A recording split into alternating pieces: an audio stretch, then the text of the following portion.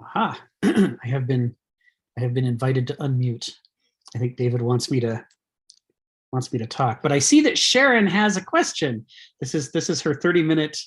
This is her jump in for the next 30 minutes. Is that right, Sharon? You're ready to go? Oh, she's muted. Okay, so David, let's unmute Sharon and see what she has to say. Yeah, I've given her the invite. Okay, all right, I see that now, yes. I now understand the procedure. Well, I just wanted to say, it will take me 2 minutes. I want to continue from the paragraph where we were last week, back in the text, because I really like that word that Kenneth Smith used, where he said, Nishi grasped the utterly connoisseur ad hominem implicit in this ancient culture. I found that very, very interesting. And after you explained it, I went to Google and looked it up. And I thought what the ancients were saying is that I couldn't quite decide if you was talking about the ancients or the moderns, even though you explained it. And an ad hominem attack is an attack on the person instead of the issue. I got that right? But connoisseurial, that kind of escaped me. And then I moved down to the rest of it, where it said, all creatures in nature are bred true to their kind. So too human words and actions are the signature of the mind that fathered them. Know thyself in such a culture does not signify an objective, distant kind of cognitive act, but a subtle, laborious, intimate familiarity. And that word, gnosis, I think that's Greek. I looked it up. It means know thyself. Yes.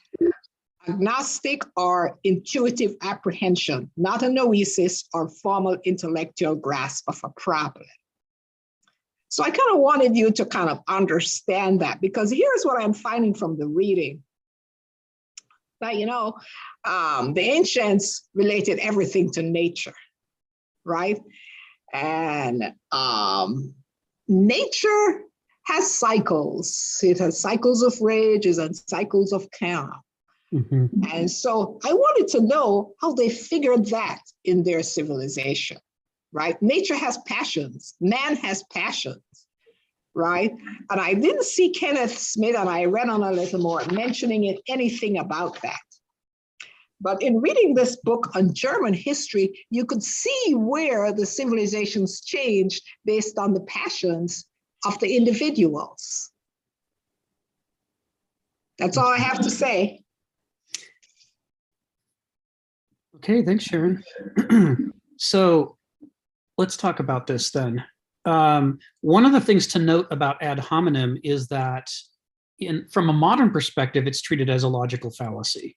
That's why when you were reading about it, they called it an ad hominem attack. The idea is that if you refer to the person and not to the subject and the argument that they're making, you're committing a sin. Now they say it's a sin against rational thinking or logic, but really, because the modern world has so embraced noesis, logic, intellect, it's without admitting it, the modern world considers it a sin against the modern world, against modernism itself.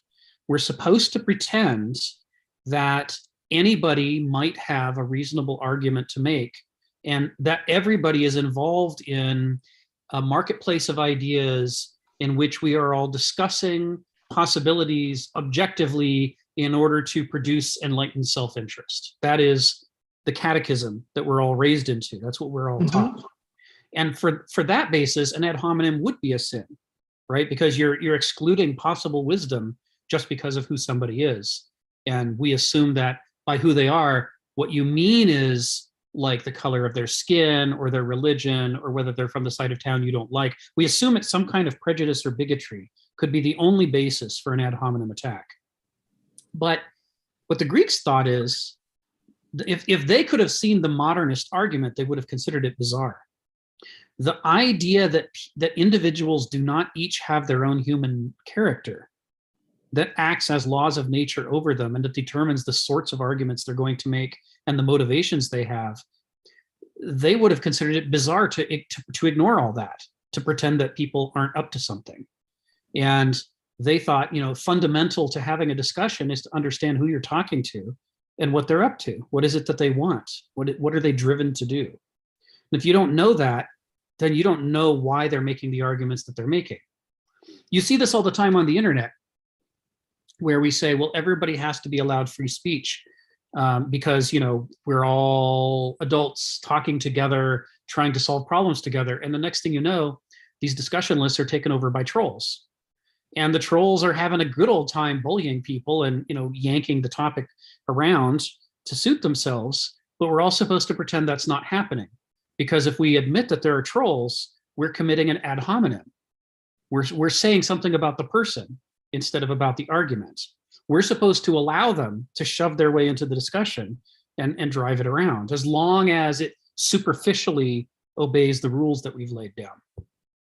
This idea of a rule-based culture versus a character-based culture goes really to the heart of the modernist versus ancient ethos. What are these epochs about? Comes very close to that. Part of the way to think of this is that the Greeks believed that just as it's critical to understand the laws of the nature around us if we're ever to succeed at anything, so it's critical to understand the laws of the nature within us. And what is it that makes up our character? How do we behave? Why do we do the things we do?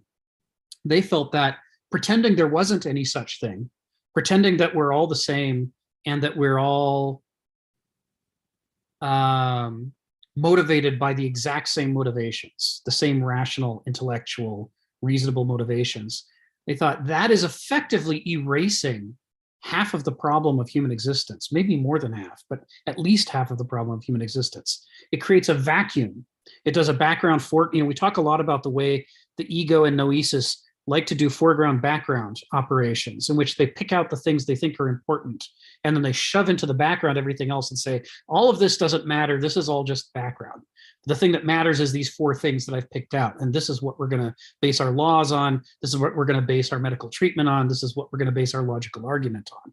This act of extraction, or as Kenneth says, abstraction, is at the very heart of what we're doing when we pretend that human character doesn't matter. Human motivations don't matter. All that matters is the reasonable argument before us. The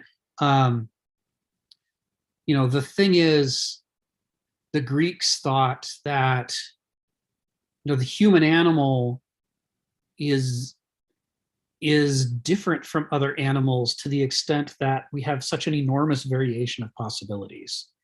There's some variation among cows, personality-wise.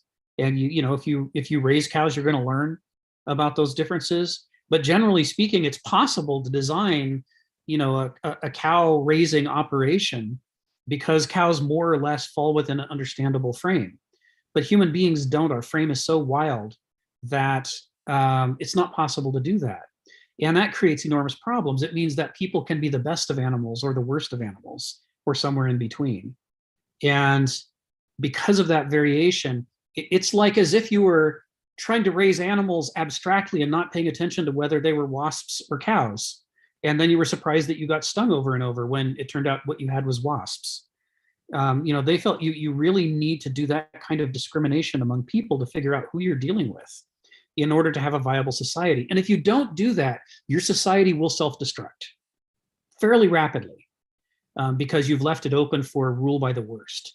The worst want to get in charge. They want to tell other people what to do. And if you let them do that, they're gonna break everything down.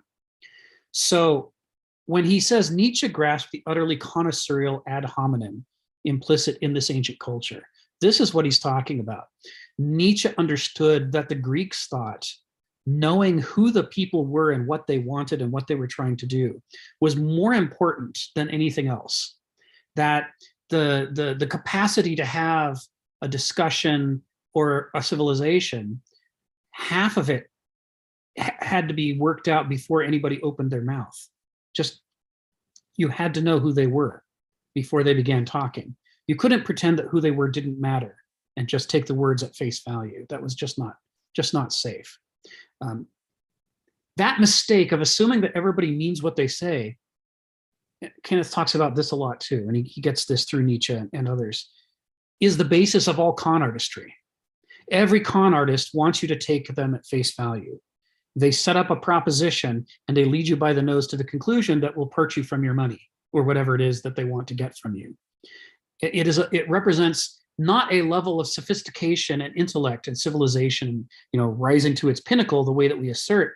Kenneth says it is instead the exact opposite. It's us lowering ourselves to the level of the most clueless people stumbling around a carny, getting conned by booth after booth after booth and never figuring it out because we don't know that we're in a carny.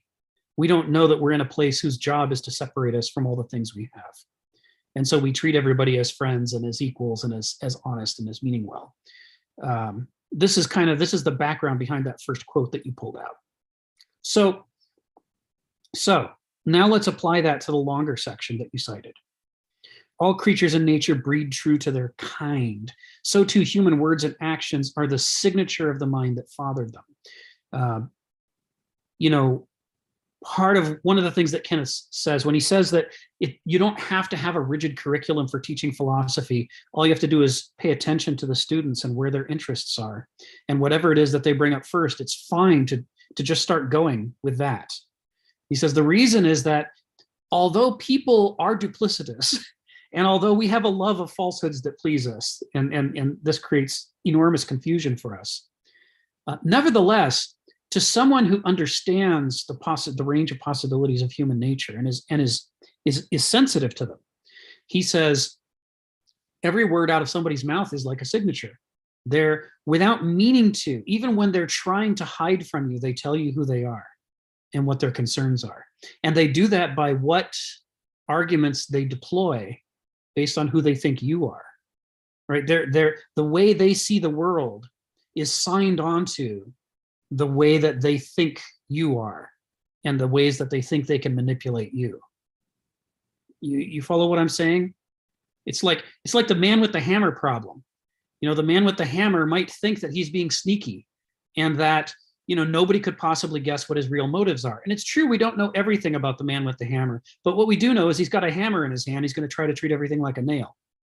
And no matter how he tries to be tricky with his arguments, there's that hammer right there, right? It's like to go to Ginny's profession, it's like Chekhov's gun, right?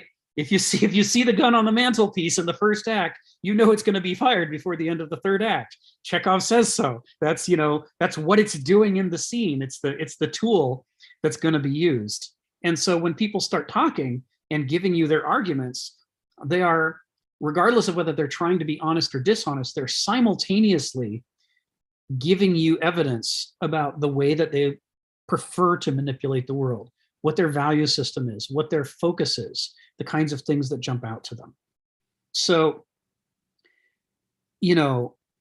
that the rest of that, the long sentence that finishes out that paragraph is, know thyself is a standard translation of one of the, aphorisms carved onto the, entryway at the Oracle of Delphi. And the exact word is not know thyself, of course, as it's ancient Greek. It's gnosis eauton, which we translate as know thyself. And the point he's making here is one that I've said before, which is when they say the most important thing before you even talk to the gods is to know yourself, they don't use the verb noesis. They don't use a verb derived from intellect or reason or math or logic, because that wouldn't do you any good. You have to know yourself intuitively, experientially. You have to know what it is like to be yourself and what that means. And if you don't know that, all the noesis in the world isn't going to help you. That's what he's talking about in this group. And he's also arguing that this is one of the differences between Gnosis and Noesis, is that Gnosis has an easier time immersing you in the reality of nature and its laws. Noesis is better at systematizing, but it does it at the cost of extracting you from the experience of nature and its laws. So the mere act of using noesis as a, although it's great for organization and for looking for patterns, as a downside, it is simultaneously obscuring part of what it is trying to illuminate by detaching you from the mental faculty that's good at sensitively picking up what's going on. You know what I mean? What you really want is to be bringing both of them to bear. But the problem is they're antithetical to each other.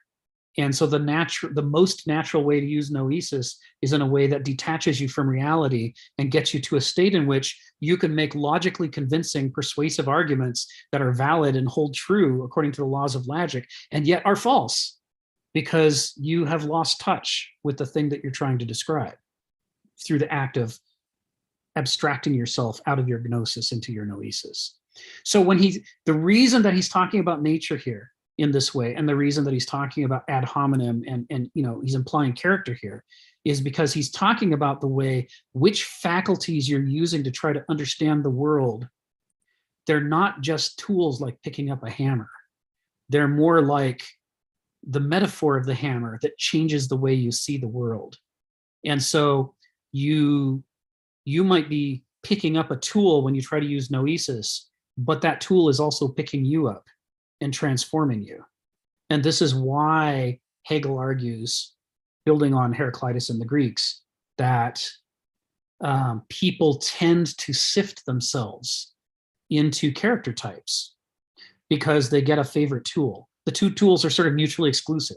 It's not easy to use them both. So the easiest path is to prefer one to the other, make the other the servant, and then your personality morphs over time to become more and more like the kind of hand that's fit to wield that particular tool.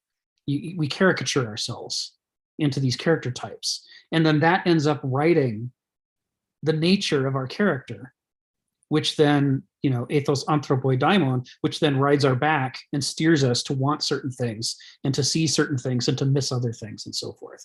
This is the kind of nature he's talking about there, the way that human character has this natural structure that it falls into. So does that sort of address your question, Sharon? Oh, good. Okay. So I see Phil's next in line. If David could invite Phil, we'll tackle that question.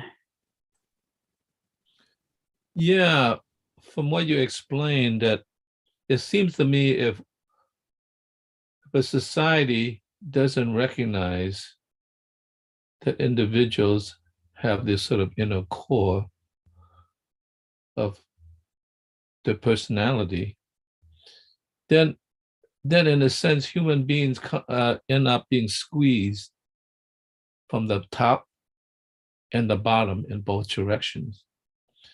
The reason I say that is it seems to me then you have a system that believes that in tabula rasa, that you are empty and you could be made, which of course, in the education system, then you could be molded to be what it is. This is the top squeeze, and become infused with the character of what the structure of society wants you to be.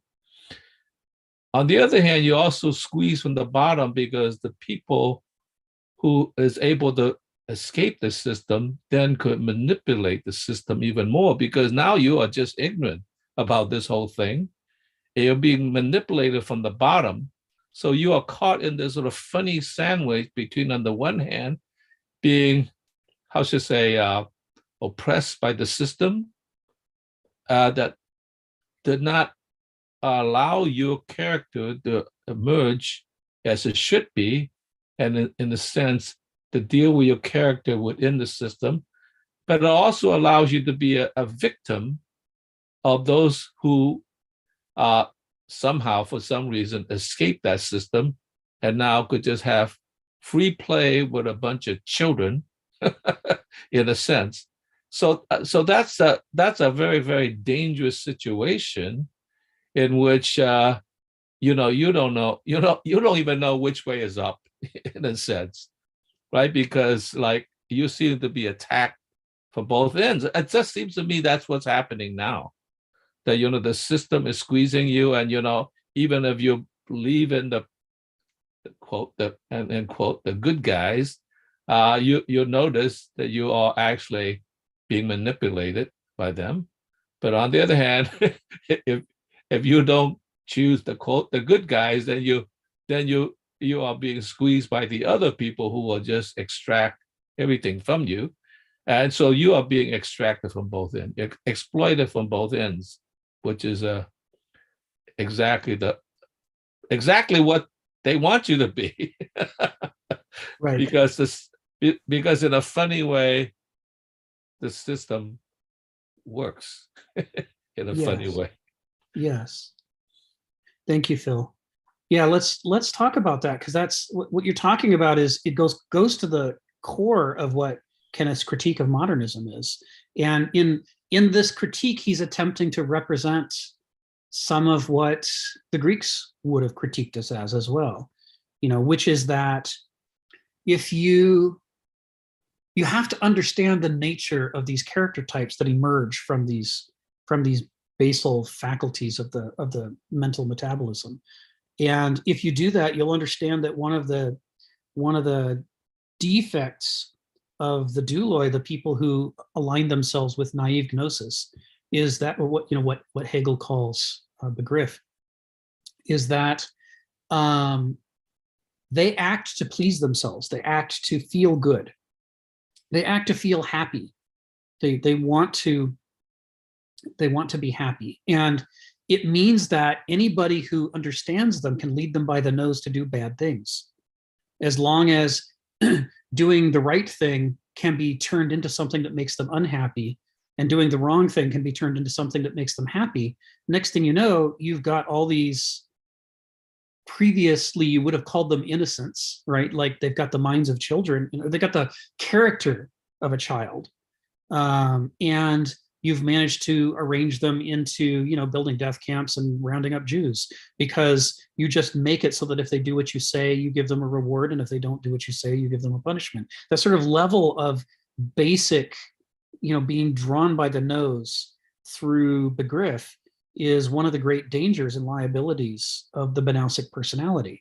And it's why the Greeks said you absolutely cannot have people like this in positions of power, because they're just waiting for someone to come along and wield them as a tool, right? And the kind of person who would wield that innocent as a tool is almost certainly going to have bad motivations, right? The desire to reduce people to tools is not a desire that everybody shares equally. For example, douloi don't tend to want to use other people as tools. They want to be happy, but they don't necessarily want other people to be happy, to be unhappy. It might make them happy to have people around them happy. You don't know. It's based on their feelings, right? And how they're reacting experientially.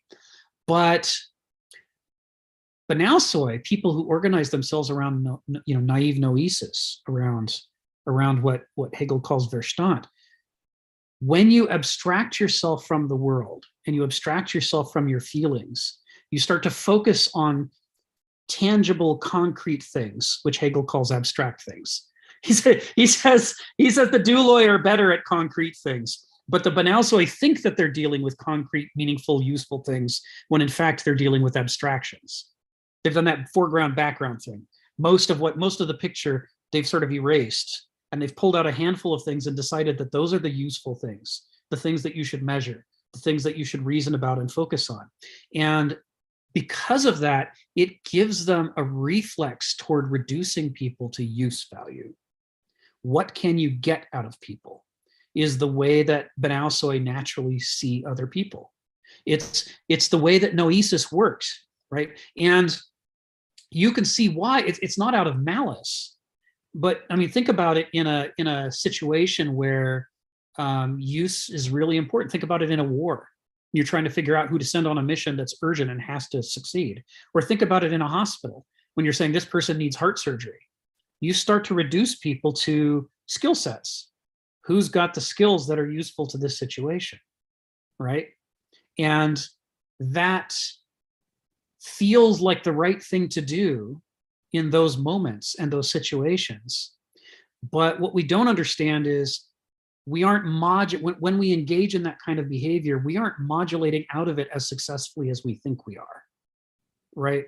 because the tool is not a tool. The tool is a set of laws of nature internally that gains power over us the more we use it, like the One Ring from Tolkien's Lord of the Rings. The more we do it, the more we want to do it, because the better we are at it, and we want to do the thing that we're good at because it gives us control over the world and allows us to succeed.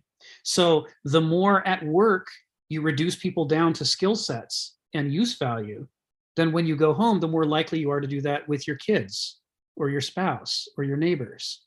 Or you read the newspaper and you evaluate the other people you read about there the same way, their use value. Is this a useful person or not a useful person?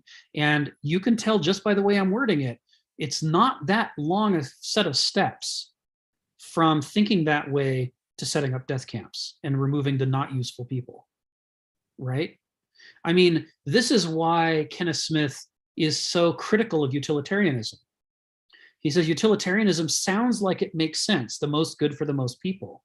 But the problem is, by reducing people to a math equation and saying, well, where are the most people? You begin to give yourself permission to do terrible things to the people who are the small numbers, right? In order to benefit the big numbers.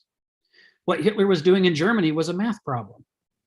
If I get most of the people united against the undesirable people who are not useful to me, then through the process of discarding the useless people, I can consolidate my power over the useful people, and Germany can become more powerful. You can have the best motive. You don't have to be Hitler. You can have the best motives in the world. But when you start reasoning about people as abstractions in terms of use value and as tools, it's hard to stop. And part of the reason is because you don't understand that the tool you picked up has also picked you up. And it's manipulating you just like you're manipulating it. So the result is that if you allow people to occupy in your society a very naive dualic form, not just douleia in general, but an especially naive form of it, not educated about the dangers of douleia, then you're just leaving, from a Banausic perspective, you're leaving all these useful tools lying around. They're going to be picked up. Any sociopathic Banausos within 1,000 miles is going to smell the use value of all those tool people that you've allowed to be lying around, and they're going to manipulate them. They're going to study them and figure out, well, what makes them excited and what makes them sad and what makes them angry, and then they're going to start pushing those buttons to get those people to do what they want. And so as a result, instead of having what moderns say is a democratic situation in which everybody gets a vote, right, which is the official logical noetic description, what you end up with instead is an oligarchy in which a small number of sociopaths wields an enormous number of votes through all the other people they're able to manipulate.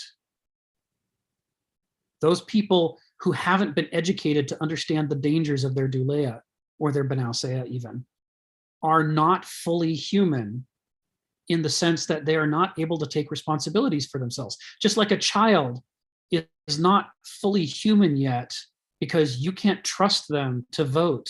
You can't trust them to drive a car. You can't, there's a lot of things you can't trust them to do yet because they don't have self-control. The same is true of people who are walking around in a state like a useful tool.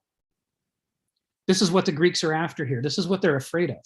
So they would have said that their perfect nightmare scenario is exactly the modern world, in which we carefully educate people to be in relationship to the law. Most people don't get to make any laws at all. They just get to vote for someone and then they're passive. That learned passivity, right? That other people will take care of you and you don't need to be an adult. The Greeks would have seen as a, and then you give them the vote, right? You give them the vote to choose people, but you don't give them the power or the opportunities to learn how to choose wisely, that you're ending up with a whole bunch of human tools, right? And that means you're going to end up with a scenario in which you've got Banausoi, a relatively small number of Banausoi manipulating a relatively large number of douloi. And that is the structure of modernism. That's how it's all built. That's its fundamental premise. Douloi ruling Banausoi and making it impossible for Aristoi to get a purchase on power anywhere. That's who we are from this perspective. Does that make sense, Phil?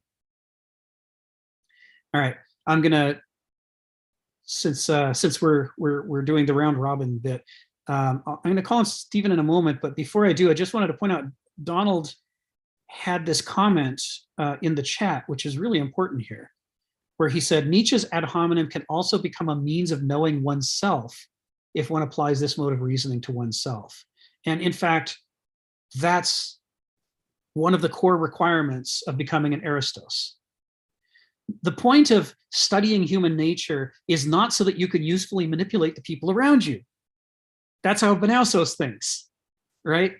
There was what was it, a year ago? We had a seminar on his paper about Kant, contra Kant, and someone accused him of in the questions afterwards, someone accused him of trying to create, a society, in which everybody was stratified into their functions and could be controlled. And he was trying to figure out, how can I explain to people I would never do that? But if you know the schema he's describing, it's easy to see why that's the case, because that's thinking like a Benausos. Thinking like a Benausos, thinking people are tools and exist to please us, to serve our plans and our use value. That's how a Benausos thinks. That's Noesis in action. That is not Vernunft. That is not an adult way of looking at the world, but it comes naturally to us because we have been marinating in dualic ways of thinking and Benausic ways of thinking, because that's all that's available to us. The natural thought is that these are the only two choices. So if somebody wants to characterize other people, it must be so they can control them, because we can't imagine any other choices. The possibility of Aristoi as a character type, as a set of goals and motivations, doesn't even exist in the modern world. It's incomprehensible to us. And if somebody tries to describe to us what that is and what they would like to do, we immediately assume it must be false, that they're lying to us, right? They must actually be a Benausos. They must actually want to create, like a Brave New World scenario of different castes that can be rigidly controlled.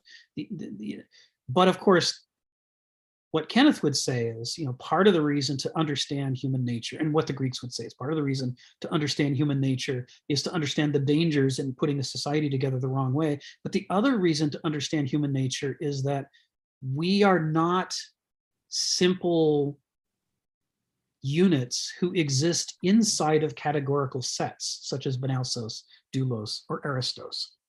Nobody is purely anything. We're all organisms. To go back to the title of this chapter, there are intrinsic truths at work in us, but we are constantly in a state of becoming. We're constantly transforming and changing. And that's why there's the possibility of cultivating your character, because you can work on your growth to try to prune away the problems in you and to try to entrain the healthy directions in your personality to get healthier, right? Anthropoculture isn't just about trying to create some kind of Brave New World caste system of raising people to be specific things. It's more about trying to look inside yourself and notice your own dualic tendencies, your own Benausic tendencies. When are you being tripped up and starting to see other people in terms of use value? When are you being tripped up and so focused on what makes you happy that you're not paying attention to the bigger picture? There's all these different ways in which, if you understand these liabilities of human character, you can start to characterize yourself better. And then you reduce the odds that you're just going to become a tragic hero, who doesn't know himself and blunders into the next great tragedy. This is kind of what Donald's talking about here.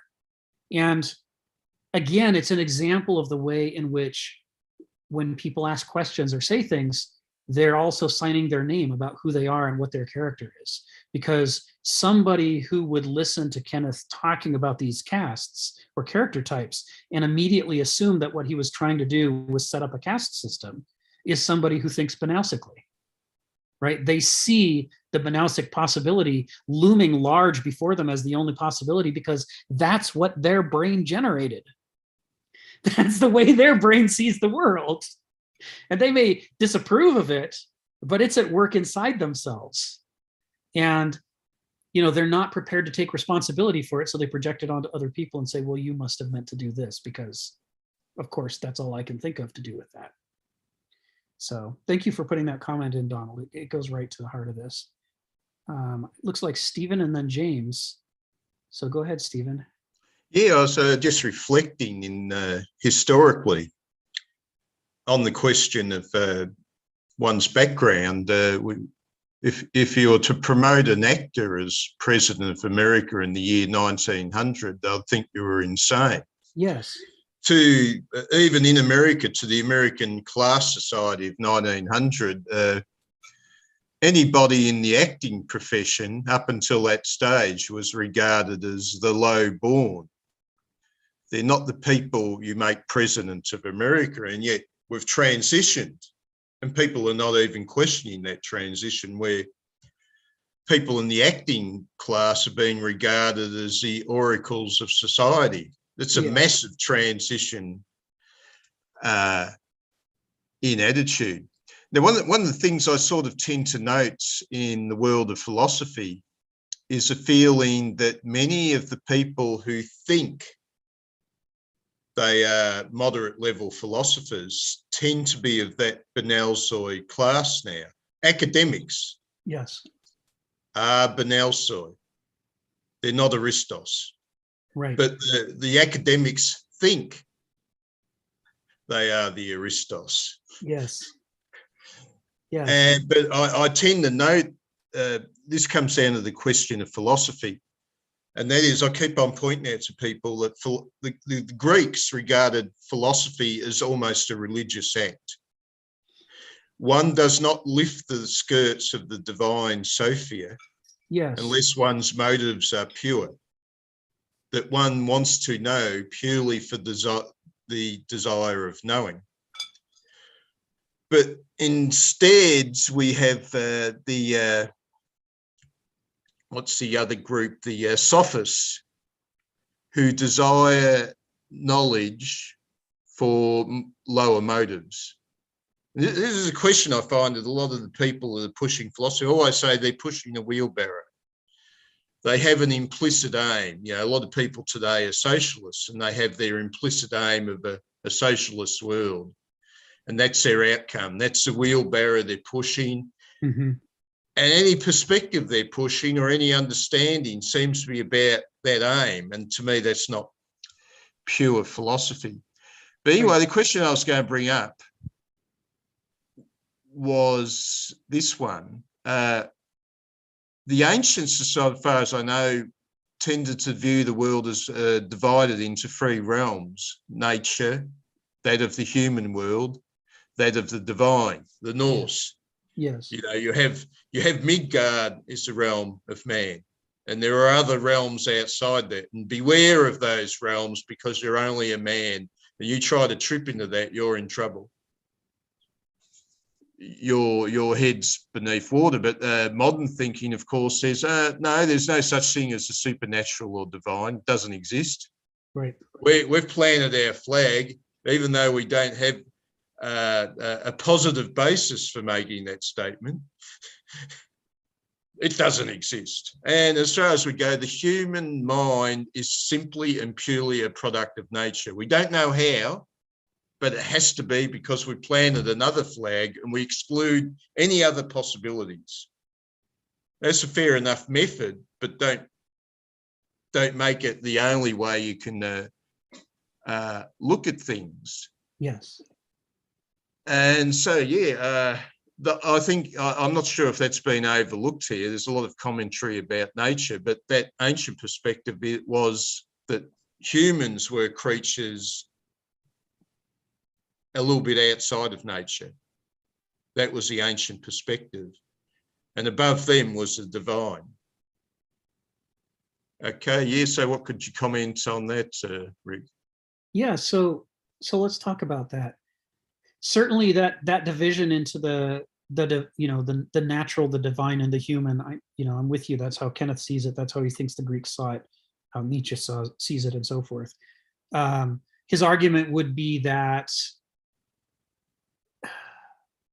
it's interesting. I was thinking before this seminar started today about the difference between logos and nomos, right? So, nomos we talked about that, we alluded to this last week, refers to human law, and logos refers to natural or divine law. And I think there's a huge advantage to a language that uses two different words for these terms. The Greeks saw that these were two different realms. And the challenge for us as human beings is that we're very impressed by our own laws because we made them. But we have a very hard time detecting what the natural or divine laws might be. As Heraclitus wrote, nature loves to hide.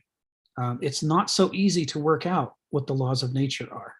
And so what you find is, for the Greeks, this meant you have to always be crystal clear about which one is which. You have to understand which one is subject to which, and that your goal is to get your human laws to harmonize with natural or divine law. And that required an endless study of nature and divinity in order to try to work out what they're like. And then a comparison and contrast with the laws that we were creating to figure out where they had to be changed to, over time, incrementally, to do better and better jobs of approximating or harmonizing with those laws. Now, we might say that that's what we do in the modern world, but we actually don't. We have a problem in distinguishing between science and scientism. When, for us, is science a genuine pursuit of natural philosophy? And when is it a human institution that's held up as a club we can hit other people over the head with in order to win an argument? There is a lot of, if you look at pop culture and the way people think that they're doing science, mostly they're gossiping about what they read somewhere that somebody said was science. But they themselves have not actually done any experiments. They haven't done any observations. They haven't built any models. They're not actually engaged in it at all. It just comes down to them like manna, from the universities or whatever magical place science takes place.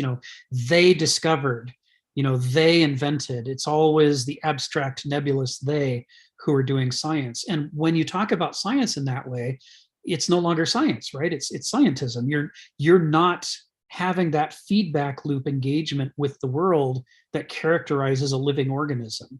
You're instead filling your head with facts that you've accumulated somewhere and, blessing them with the term science, whether they get it or not. A classic example I like to cite is Wellbutrin. I was on Wellbutrin for 2 years back at around years 2000 to 2002 to try as an experiment to try to treat depression. And I did a lot of research into it at the time. I'm not on any antidepressants and haven't been for decades now, but at the time I was. And one of the things that I was surprised to discover is when you read the original FDA literature approving Wellbutrin, you always hear about the drug companies saying that they just do amazing amounts of science and it costs them millions and millions and millions of dollars to bring a drug to market. And that's why they have to charge the money they do because, oh my God, it's so expensive. But what you discover when you read the FDA trials is the longest successful trial of Wellbutrin, as required by the FDA regulations, was 6 weeks. They said within 6 weeks, we see this statistical variation of outcomes. But they did not continue the trial for 6 months or 6 years. They had no idea what this drug does over those timeframes. And they don't care because the purpose of doing it is the use value of the drug company being able to make a profit by selling a product. And in order to sell the product, they have to jump through certain hoops that allow them to get the blessing of scientism, because it sure isn't science, when they finish manipulating the things and getting the results that they want, and then being able to prescribe it for conditions that, it was never actually tested for. And if you read the fine print in Wellbutrin, it will say, yeah, it was only ever, the FDA approval said it could be used for up to 6 weeks at a shot. But if you actually look at all the people using Wellbutrin in the world, hardly any of them use it for only 6 weeks. So there's a complete mismatch between the experimentation that was done and the way the product is used in the market. But that mismatch is ignored so that the blessings of scientism, can rain down and authenticate and justify the use of this commercial product regardless of the fact that it is veered way outside of any kind of experimental norms. Now, you might say, well, if they were really scientific, then sure, they might start with a 6-week trial just to get started, but then after that, they should do continuing ongoing experiments over longer stretches of time so that they could determine whether it was safe to do 12 weeks or 18 weeks or 24 weeks. And then if they did determine that, then the FDA could approve them to prescribe it for longer periods of time. That might be a scientific variation on what they're actually doing, but they don't do that, and the FDA doesn't require it because they're not actually interested in the science. They want to sell a product. They want the use value. And to achieve the use value, they need a certain kind of imprimatur or blessing upon it. And the blessing, because this is the modern world, it can't be the blessing of God. So that would be a medieval approach, right? That the clergy have blessed this thing and now you can use this holy water. In the modern world, it needs to have the blessing of scientism. And so this mismatch is a kind of thing that goes on every day all around us at all times. And yet we foreground, background it away into not actually existing. We don't think about it very much. The ways in which the thing that we're doing isn't what we say we're doing. That we're not the nomos versus the logos, right? The ability to say we have formally declared we're doing X, but our actual behavior is Y. And we will use noesis to equate these two things, even though anyone bringing gnosis to the picture could say, well, actually, those are very different from each other. But the abstraction, the power of abstraction that noesis gives us is also the liability of abstraction. And so noesis has no problem suppressing the tests that it doesn't want to think about in order to maintain the abstract equality of practice and claim. This is the modern world in a nutshell, right? And we shouldn't be doing that according to the ancient ethos. That's dangerous. We have confused the realms. We have mistaken our nomos for a logos. We've come to believe that the laws that we make and the rules that we make and the guidelines are not only as good as the laws of nature, but they are the laws of nature. And there's no need to look any further. So to Stephen's point, yeah, this is the stuff. And I'm really glad you shared Benausos ruling doulos, not doulos ruling Benausos, sorry. That's right. So that quote from Back to the Future, Stephen, is brilliant. Ronald Reagan, the actor, then who's a vice president, Jerry Lewis, it represents a value system we don't have anymore. Right? There was a time when the reason that there weren't additional requirements put for who gets to be president is it wouldn't occur to people that somebody would, run an actor as that was back when actors and artists were just like, kissing cousins to prostitutes in the popular consciousness. They were like, well, you would never let people like that be in charge. But we have, wandered away from whatever our initial preconceptions were, and the things that weren't written down got forgotten, and now anybody can be president, regardless of whether they are qualified or not. Yeah, and you could, I won't dig into the whole can of worms there, but I think we can all sense it. James, you got your hand up. Go ahead. Let me take you off mute there. Oops. Sorry, I just muted you. Go ahead and unmute. Yeah, thanks, Rick. So you talked about utilitarianism. Would you say that's kind of an inherent value that's in our system, in our capitalist system particularly, yes. But in our culture, and that that's also given expression by a number of philosophers. Yes. People like, well, would you consider Heidegger one of these philosophers that has this element of utilitarianism in his notion of the authentic Dasein? I don't know. I need to read more Heidegger. Yeah, because he has this the idea of the Dasein's readiness at hand is a sort of kind of a way of being in the world. In a kind of utilitarian way of, making use of whatever there is. like a hammer, picking up tools to use to serve its needs and so forth. Right. So I'm not sure if that is really a kind of it sounds like it's kind of a natural way of being in the world, right? Because we naturally do have to be kind of utilitarianism in the world of in order to survive and in order to make do, right, in the world. Well, so that's what's interesting about this. Utilitarianism for moderns is such a preeminent value, and kind of substitute for philosophy. Pragmatism is our other one that we cite about, in the same way and for the same reasons, that for us, the meaning of these terms has inflated to include all kinds of other goods that we assert follow from pragmatism or utilitarianism, even if they don't. Right. We're not keen to study the limitations of these things that we have blessed as our sources of virtue, because we have an anti-philosophical approach to these things. So, utilitarianism. Well, let's propose hypothetically. I'm not saying this is the case, but let's propose three parallel ways of making decisions. One that's typical of a doulos, one that's typical of a benausos, one that's typical of an aristos. And we'll start with the benausos. We'll start with, utilitarianism is one of the possible ways in which a benausos can make a decision. And part of the reason that a benausos might seize upon that is because it makes sense. It's measurable.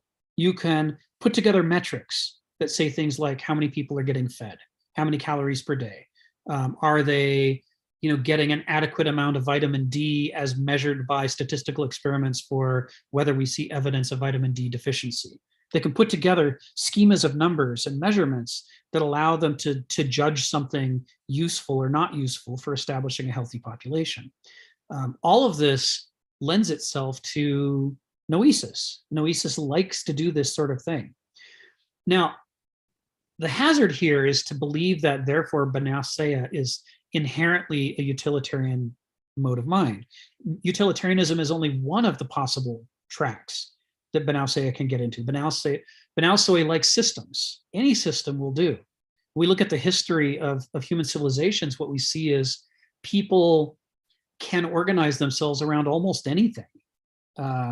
You can get people who want to reduce everything to math. You can get people who want to reduce it to an ideology. Stephen talks about socialism. We can talk about libertarianism. We can talk about fascism. All these isms, they almost all have fairly straightforward, simple-minded ways to judge right from wrong. And what people like about them is the noesis within us is pleased by the clarity and coherency of the set of metrics, the system of metrics that's being asserted. And so it clings to them. Now, some of those isms are incredibly non-pragmatic and non-utilitarian. And a benausos can latch onto that and engage, therefore, in very non-pragmatic behavior. But it's still systematic behavior, right? It's still noetic, organized, coherent behavior, and that's what the real draw is for noesis. So I don't want to mislead anyone into thinking that there's an equation between utilitarianism and benauseia. It's utilitarianism is just one of the possible tracks that benauseia can seize on. But let's take that subset, right? Let's talk about utilitarianism as a possible benausic philosophy. So what would the equivalent be for a doulos? A douloi are not systematic enough. They're not abstracted enough from themselves in order to give their deepest heart's love to an ideology. They can't do it. They might use it from time to time when it pleases them to do so. They might be familiar with utilitarianism, and they might bring it up in discussions whenever it feels like a good time to mention it. But what they're never going to do is sit down and do a rigorous program to reduce everything to utilitarianism the way that a benausos would. Benausos want the system to finish. They want it to make sense. They want to reach it out and make it a theory of everything. So I'm not going to say that a doulos won't mention utilitarianism or pragmatism. They will, but they'll do it when it pleases them, not because they have an allegiance to it. It's not their master. It's just a servant they deploy when it feels right. What a doulos is going to do instead of utilitarianism is they might say, well, I just want to make people happy. I want everybody to be well fed and happy. And, or maybe I just want my family to be happy and my neighbors. Maybe all the people I know about should be happy. And they'll be focused on their experience of the world, right? And what it takes to make that experience feel like a good experience to them.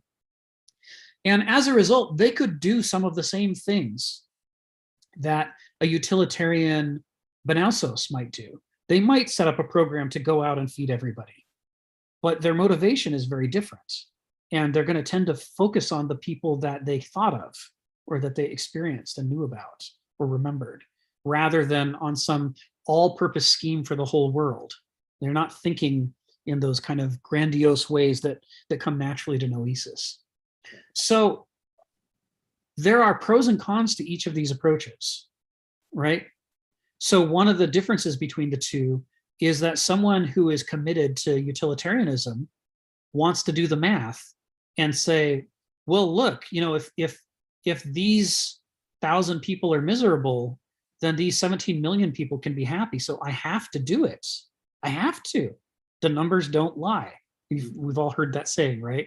The numbers make it absolutely. How could I possibly justify sacrificing 37 million people's happiness in order to avoid discomforting 1,000 people? To a utilitarian, that's inconceivable. You have to do the thing.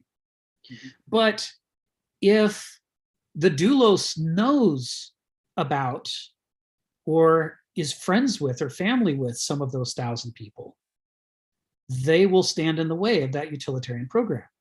They might have thought utilitarianism sounded nice right up until the point where it starts to impede upon their actual experience of the world and their feeling about what's right. And they're going to look at that and go, well, that I can't support that because I can't let these people be miserable. I feel I'm immersed in the experience of life. When they're miserable, I'm not happy either, right? This is part of the power of Gnosis that Noesis doesn't have, is even naive Gnosis has the potential for a parochial form of empathy. And it can lead them to stand in the way of abstract goods that actually do harm if they're in a position to notice and feel the harm. That's one of the strengths of a doulos in this situation. So they might not be inclined, they might be inclined to go along with it right up until they start to experience the bad sides, and then they might come and haw for a while, and they might eventually stand against it and try to stop it. Now, an Aristos is somebody who can modulate between both of those modes. And as a result, they don't need to necessarily start by imposing a utilitarian scheme that makes 1,000 people miserable and only then notice through direct experience that somebody's getting hurt by it. They can have empathy for people in advance by just thinking, because they do not serve Noesis, because the numbers are not their master. They know better than to say 37 million minus 1,000 is almost 37 million, so I should trample these 1,000 people. That's not compelling to them. They'll think the thought, and then their gnosis, which is working side by side in their brain, goes, yeah, but that's 1,000 unhappy people, and you can't do that. I mean, you shouldn't do that gratuitously. That shouldn't be an easy choice. It doesn't take two different people to have the argument between a doulos and a benausos. If you've got an Aristos, he can have the argument himself because he can both think through systematically and also feel the experience and look at the two and see the mismatch. And it's at that moment that the Vernunft comes into play, what Hegel's third faculty, the faculty that has to be grown out of the other two, which is the artistic connoisseurial search for a way to reconcile paradoxically contradictory pieces of information. What a doulos and a benausos do that's the same is they can't handle the contradictions between Begriff and Verstand, and they solve the problem by making one the master and suppressing the other. making it a servant and bringing it out only when it's useful. What makes an Aristos different from those two is that they are comfortable with paradox in a way that I don't mean to say is, passive comfort, but they're happy wrestling with paradoxes and learning to think outside the box, however they have to, in order to reconcile the differences and say, well, is there some other mode that's not purely utilitarian that draws from what we learn from thinking about it in a utilitarian way, but then doesn't slavishly follow utilitarianism to immiserate these 1,000 people? Maybe instead we can search around and come up with a different solution that isn't as utilitarian, but that doesn't involve trampling 1,000 people. That kind of thinking only an Aristos can do, because you have to be willing to hold powerful contradictory ideas in your head at the same time. It's an extremely uncomfortable state to be in, which is why Douloi and Benousoi won't do it. They're driven out of it. This is why, to the Greeks, Aristeia is a kind of warrior culture, because it involves, like we said last week, an agon, a struggle. You have to really get a taste for struggling and feeling stupid and feeling like you don't have your act together, right? Because if I just systematically, with confidence, deploy a utilitarian solution, I look like an adult to people. I look like I know what I'm doing. And if they press me on it, I can give them a valid, logical, really sophisticated, systematic explanation of why it's the right thing to do and why they just don't understand the world when they say these 1,000 miserable people mean we shouldn't do it, right? There is an adult-like attractive quality to Benousoi that's easy to fall for. Same is true of Douleia. A doulos knows what he knows. He feels what he feels.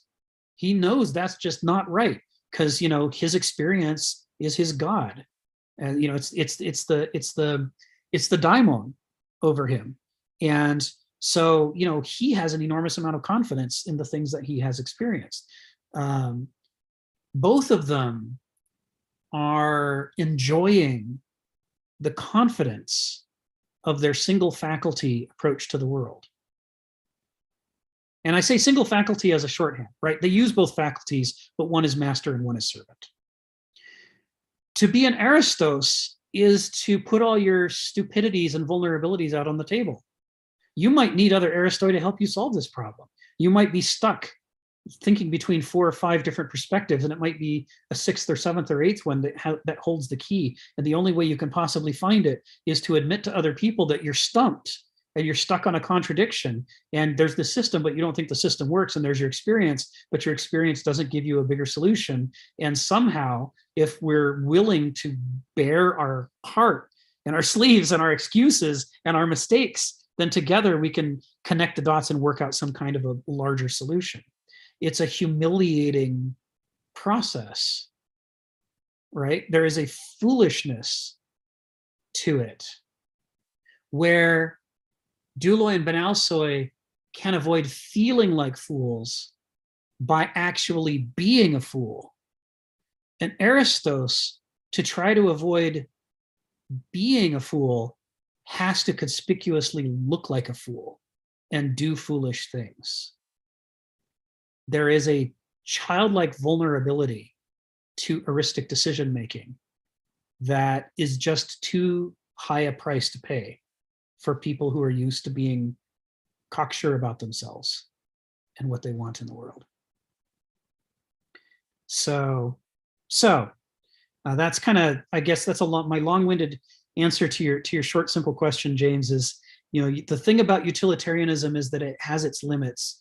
And where we get into trouble is not in being able to think about things from a utilitarian perspective, but in only being able to think about things from a utilitarian perspective. When we make the jump from utilitarian to utilitarianism is the point at which we start ignoring the limitations of the utilitarian perspective.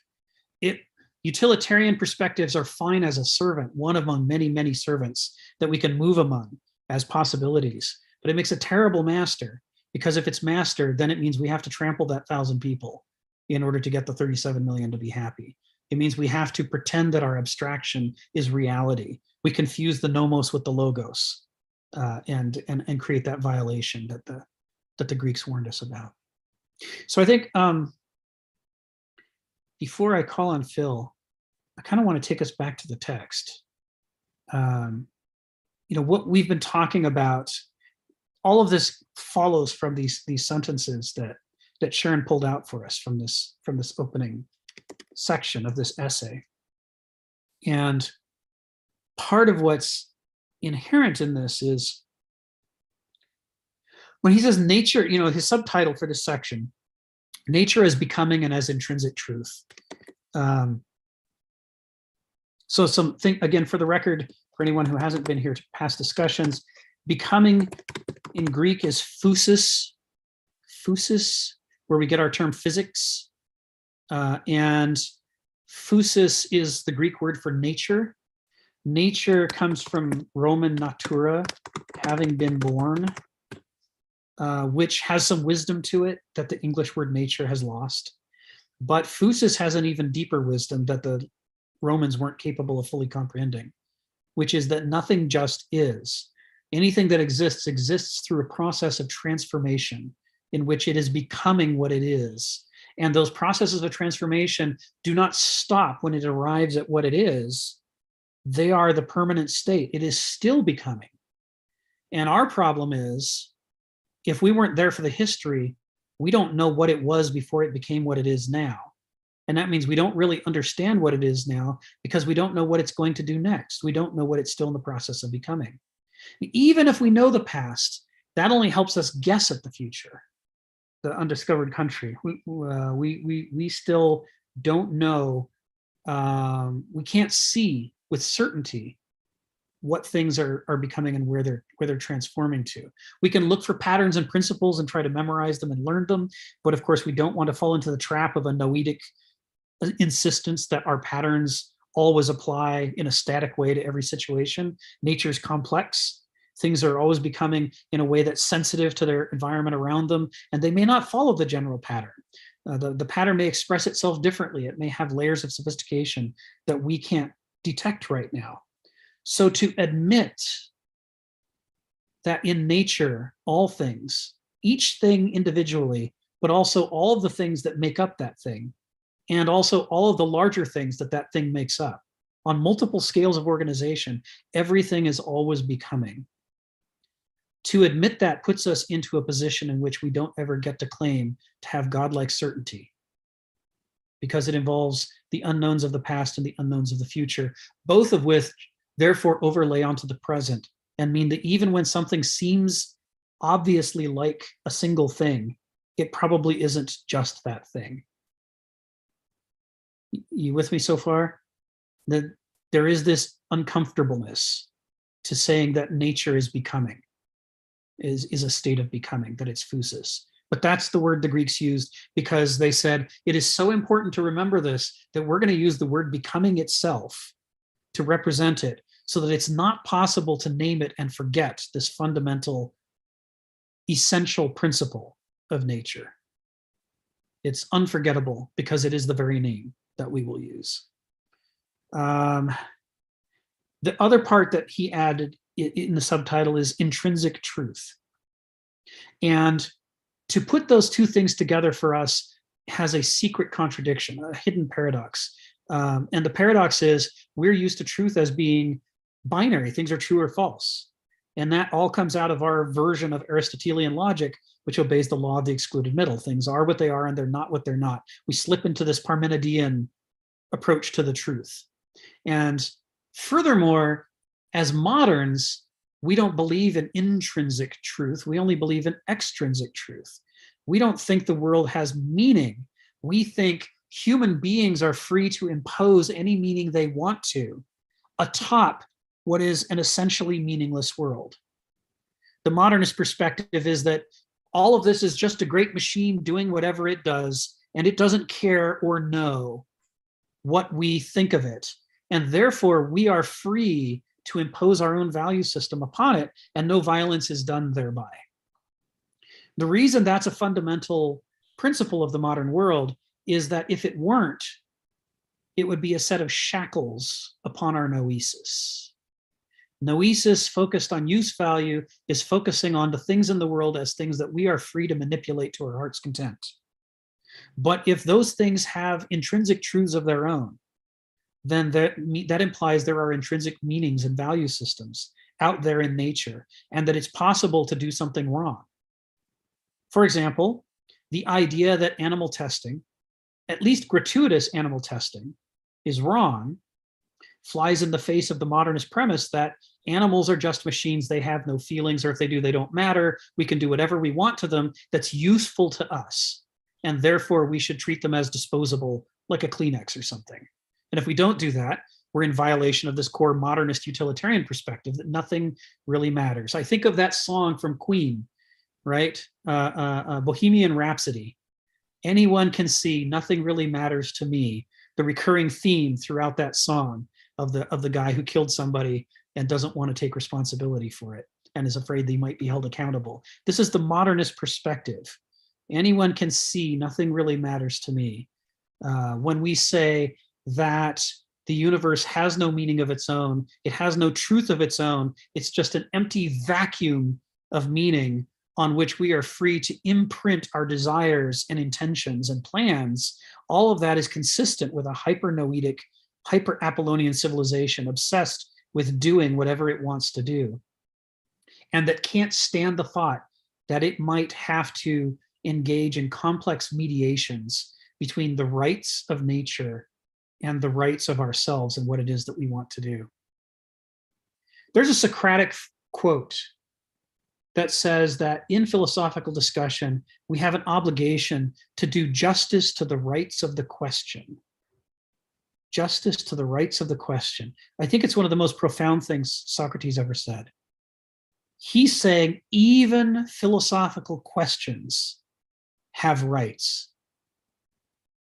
and that to screw around with those questions in a way that doesn't respect the rights is actually wrong, intrinsically, essentially wrong. That worldview that Socrates has there when he says that, that's not the later sophistic hyper-noetic view. That is a gnosic view. You know, intrinsicalism, essentialism, immanentalism, all these ideas that nature is pregnant with meaning and pregnant with truth, that is intrinsic to it, that is driving its behavior and its internal laws of transformation. This is all part of physis to the ancient Greeks. They aren't just becoming, they're becoming because they contain intrinsic truth. That intrinsic truth is meaningful and it's dynamic, and it is creating directions of transformation and change within the thing. And that thing, even before it interacts with the world around it, is going to try to express its own internal logic of transformation. And what we think of as the world is the result of all of these different things trying to unfold their order and then sensing the changes around them, and therefore changing the way that they unfold their order, which is why no two trees look the same, right? Where is the sun from one moment to the next? Where would it be if I were in an empty field? But where would it be if there's another tree growing to the south of me casting a shadow? All of these things change the expression of that desire to transform that's built into the seed, the acorn, the sprout, the sapling. All of this is what he's alluding to even in the title of this. And so it's the way to read these sentences and paragraphs. He's trying to explicate how different is a world that's alive and transforming according to its own logic, and more importantly, in which every single thing in the world has its own logic that is also trying to unfold. So that the sum total is not some simple, tidy logical syllogism or equation, but is instead the intersection of all of these, I can't say contradictory, let's say all these orthogonal patterns of unfolding when they meet one another and have to find some kind of a resolution and a harmony. It's a very, it goes beyond what we think of as chaos theory in mathematics. It goes beyond what we think of fractal theory in mathematics. We just don't have a math like this, for where a whole bunch of different things are trying to follow their own order, but when they detect one another, then they have to transform their order to take each other into account. That's just, we don't have a thing like that. But that was the normal, default, ordinary state by which the ancient Greeks saw all things, including people, including any individual person's character, including a philosophical question that we might discuss. Everything. That was the model for everything. Phil, you got your hand up. Go ahead. Yeah, I'm going to ask, I guess, this question and then transform into my original question.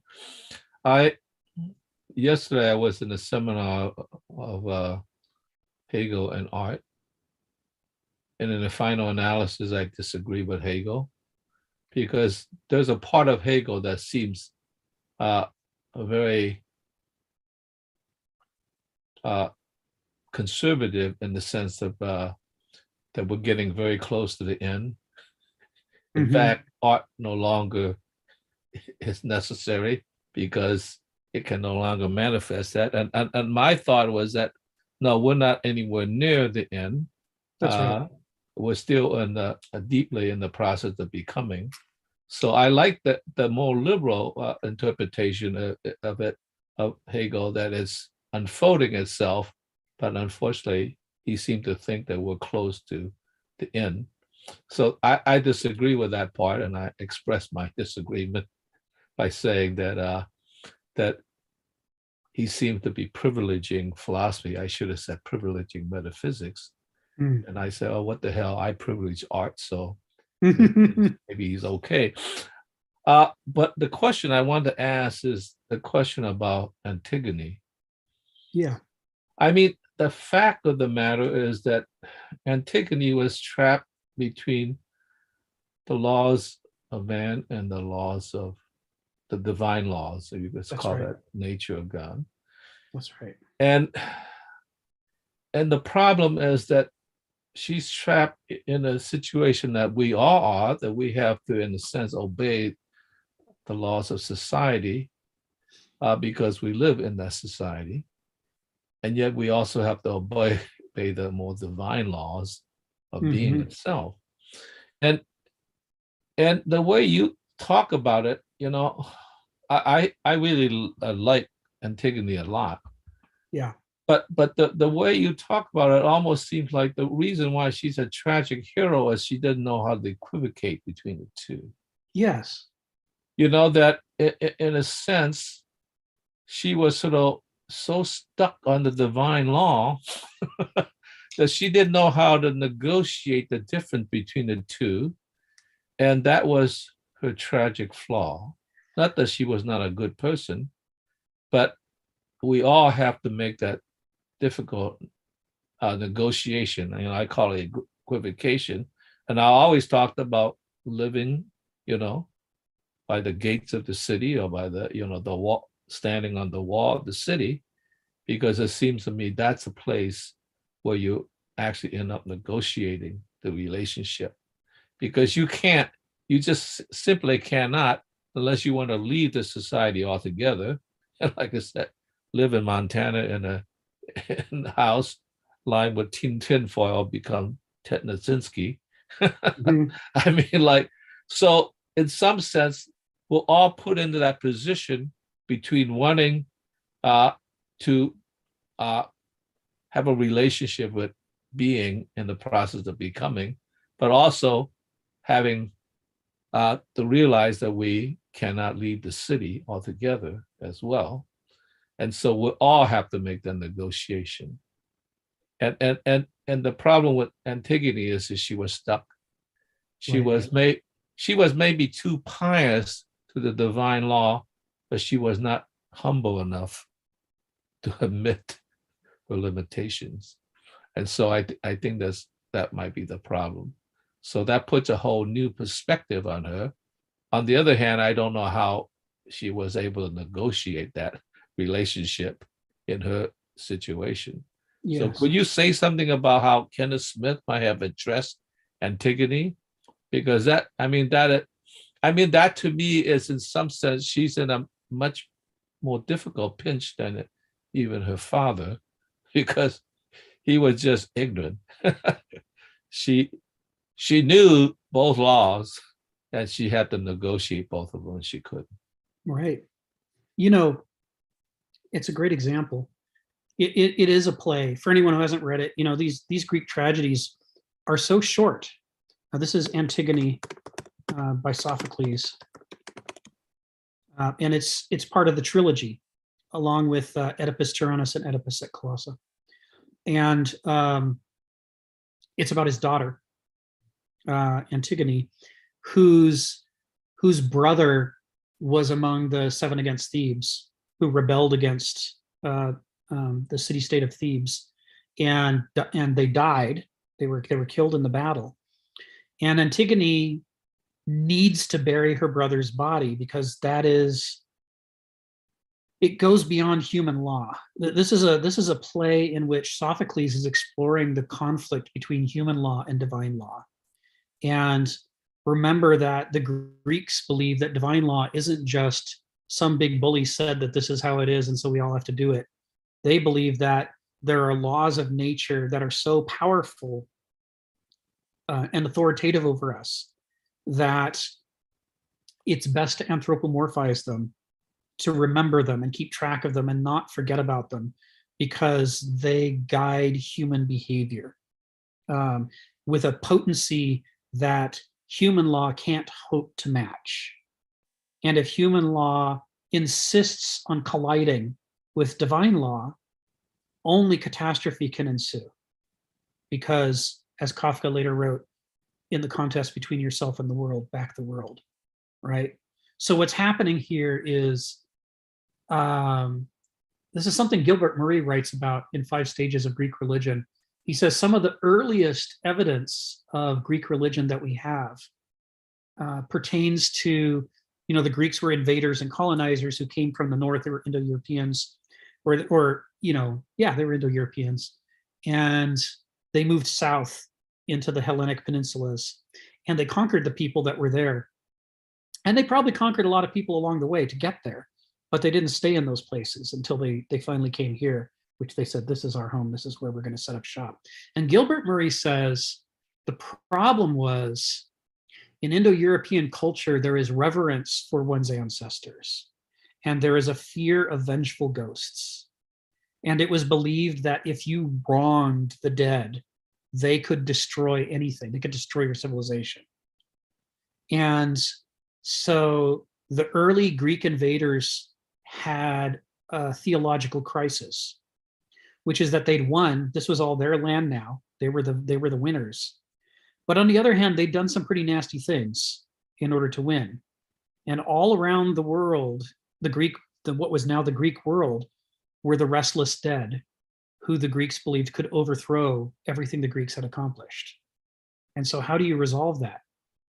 And Gilbert Murray says this first strata of Greek religion is about relentless ritualistic reverence for the dead, even the dead who aren't your dead, but the dead you're responsible for, the people you killed. You have a duty to them too. Because if you don't please them and calm them down, everything that you've tried to create will fall apart. Now you can see in this a kind of Greek, through a Greek lens, it's kind of a metaphor to other ideas like karma, right? What goes around comes around. You know that you've wronged people, and the way you think about it is that you owe something to their dead. And it's true that a conquered people is more likely to accept your conquest if you revere the things and people that they revere, and you do justice to those things and people. And so the Greeks adopted an enormous number of sacred sites and tombs and rituals from the pre-Hellenic, pre-Greek civilization, and said, okay, this isn't the tomb of one of our heroes, but now that we're here, we're going to treat it like one of our heroes. And this too will be a sacred place.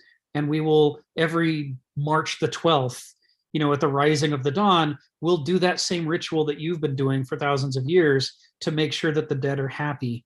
And because we do that, their descendants might also be happier with us. And maybe our civilization will hold together. But they didn't think about it in those pragmatic terms. They thought about it directly as you have to revere the dead or you're doomed. So this duty to the dead and reverence of the dead and the proper treatment of the dead to the Greeks was a deeper law than any human law. You questioned it at your peril. So when Cleon, who's running Thebes, says, those who have rebelled against Thebes, those 7 bodies outside the walls, I declare that they're what they have done is so wrong, they're no longer Thebans, and their bodies will be left to the animals. And he's doing that out of anger and vengeance, right? How dare they question the authority of Thebes and try to overthrow it? How dare they? They need to be punished.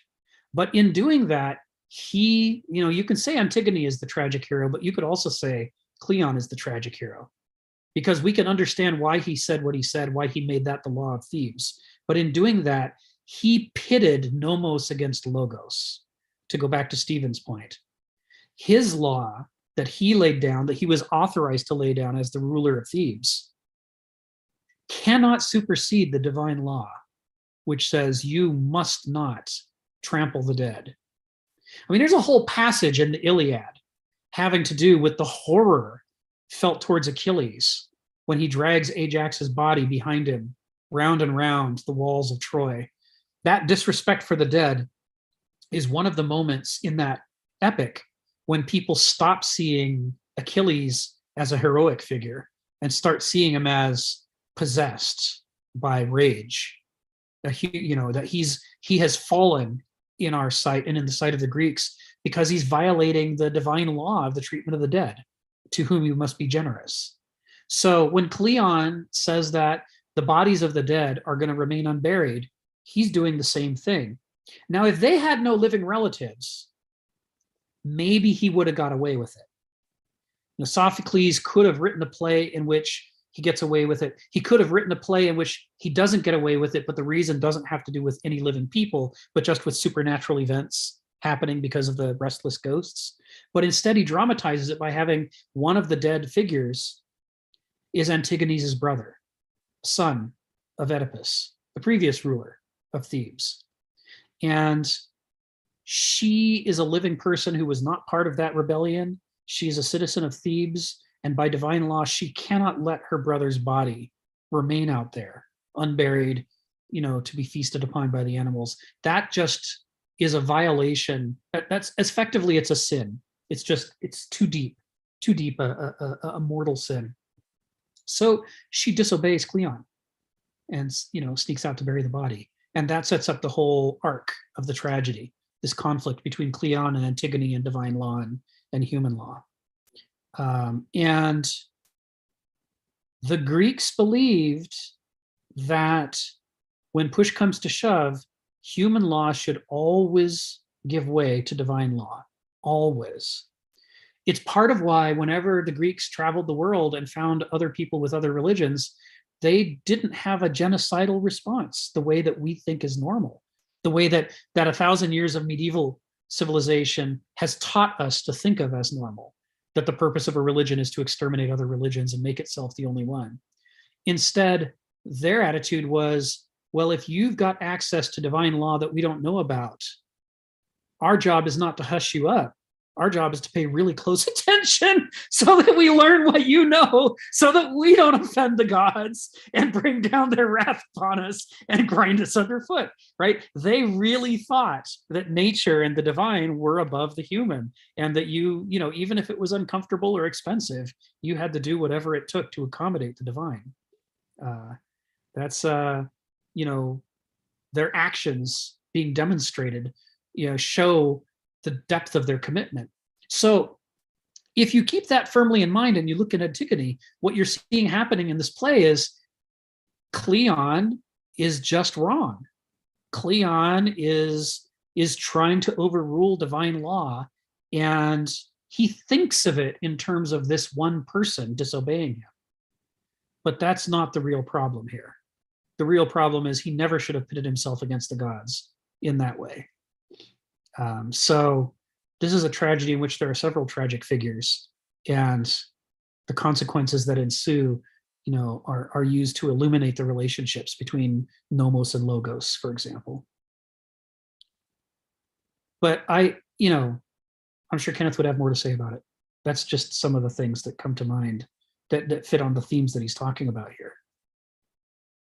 In that sense, if natural law, logos, is a condition of becoming an intrinsic truth, and if human law, nomos, is supposed to harmonize with logos, or else we're all in trouble, that means that human law also needs to be in a state of becoming, not just according to its own rules, but even violating its own rules as need be in order to realign itself more closely with natural law. So if Cleon's response, if Cleon had made that law and then he'd seen what was happening with Antigone, if he was paying the proper attention and reverence to sacred things, his response would have been, I have to revoke the law that I passed because I'm pitting nomos against logos and that's wrong and I shouldn't do that. But he didn't. And that's what makes the whole story go. So that's how it's so relevant to this section. Thank you for bringing it up, Phil. Let's go ahead and let's do Stephen. Yeah, so, this is it brings up the question of morality and ethics here. That there's a story that the Greeks had such an intense feeling that you have to bury the dead. And that's duplicated a little bit in Christian culture. Yes. And I don't know where the passage is, but in classical times that was contrasted with, say, the Medes, who felt you had to expose the dead to the avians, so they picked all the flesh off the bones. Mm-hmm, mm-hmm. And then there was another Scythian tribe who's quoted as they ate the dead. And one was saying, if you tasted bad for the feast, your dead body tasted bad, people thought, well, you must have been a bad person. And yet today, this question came up in classical times, and it's a realisation that morality is, to some degree, an arbitrary creation. But time and time again, I get told in philosophical circles that it's obvious what evil is, obvious what good and evil are. 99, looks like 99 out of 100 believe this proposition, that it's so obvious that here's my set of values, I've never questioned them. It's so obvious that they are right. And I just regard this attitude to ethics and morality as disastrous. You've got people who are trying to get on with, what's his name, Peter Singer's ideas about morality and ethics. And they end up saying, well, the 2-year-old baby is no better than a dog. Until, in terms of consciousness and questions like this, and well, what do you do in a society now which is saying, well, yeah, abortion's okay, and oh yeah, if a baby is born live at 9 months, it's okay to let them die. That's moral. And I'm just amazed at how people just simply bypass these questions. Yeah. Well, it fits with modernism. We think that things are what they are and they're not what they're not. And things that are true, and things that are false are false. We think that we have an inalienable right that has been endowed in us to know what's true. And so we just know what's right? It's sort of these core precepts of modernity, which we did not think too clearly about, have set a stage for us to blunder into these conflicts without seeing them coming, because we crave a simple universe, far more simple than a universe that could have produced us in the first place. The idea that morality and religion are just the sacred is just a human construct that we can simply define, and then once it's defined, that's what it is, and it's not what it's not, is a modernist way to look at this. And to that kind of simple mind, morality probably does seem simple. But of course, what it misses is that profundity that the Greeks had, which is that things that are real are all becoming and have intrinsic truth that is hidden from us. And they believed that just like truth, so too meaning is also intrinsic in the cosmos. And since it's a real thing and therefore is part of nature and bound by nature, that means that meaning too is frequently hidden and difficult for human beings to get access to. And to think otherwise, to think that, to expect the universe to pre-digest moral issues for us and chew them up and lay them out in our laps, just ready to take in as glucose, is a typically modernist expectation that's bound to be disappointed, because it's very complicated things we're dealing with. Yeah, that was a warning on generalization. Goethe's warning on generalization, right, that we have to generalize to make our way through the world. It would never get past the first tree. But his warning was, remember that what you've bypassed, you don't fully understand. And I get this all the time in the philosophical circles, that what a human being is, for example, even if you don't believe in a God, is very, very complex. Yes. And yet I just see all these people that are supposedly educated saying all the time, reacting as if the human being, what they are, is quite obvious. And yeah, there is the obvious. We project an obvious thing. But there's a hell of a lot more to it. And yet they proceed as only though the obvious is ever going to matter. Yeah. Nothing else is ever going to come up from the complexities of what just human nature is alone, yes, let alone the complexities of the universe. Yes. Yeah, the Japanese have a pair of terms, and one of them is escaping me right now, which is embarrassing because I use it all the time.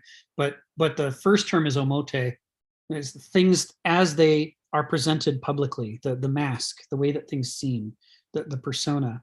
And to the Japanese, it's critically important to understand that that's not the sum total of the truth. That's just the presentation. And what's behind the presentation is all the understanding about why that's being presented and what's really going on. And it's deeper and more complex. And there's a separate term for that too. And that each of us has both of those things. Every business has both of those things, anything that we can experience in nature. And in that, they're sort of capturing that way of remembering that we can't be fooled into thinking that the surfaces of things are the things themselves, that there are these hidden depths. Heraclitus has another fragment that says exactly what you're saying, Stephen. And he warns us against assuming that people are simple. He says, the soul is so deep and so complex. It's like a whole other realm of nature. And you could spend your whole life trying to explore just one soul and its limits and depths, and you wouldn't succeed. Not if you spent your whole life doing nothing else.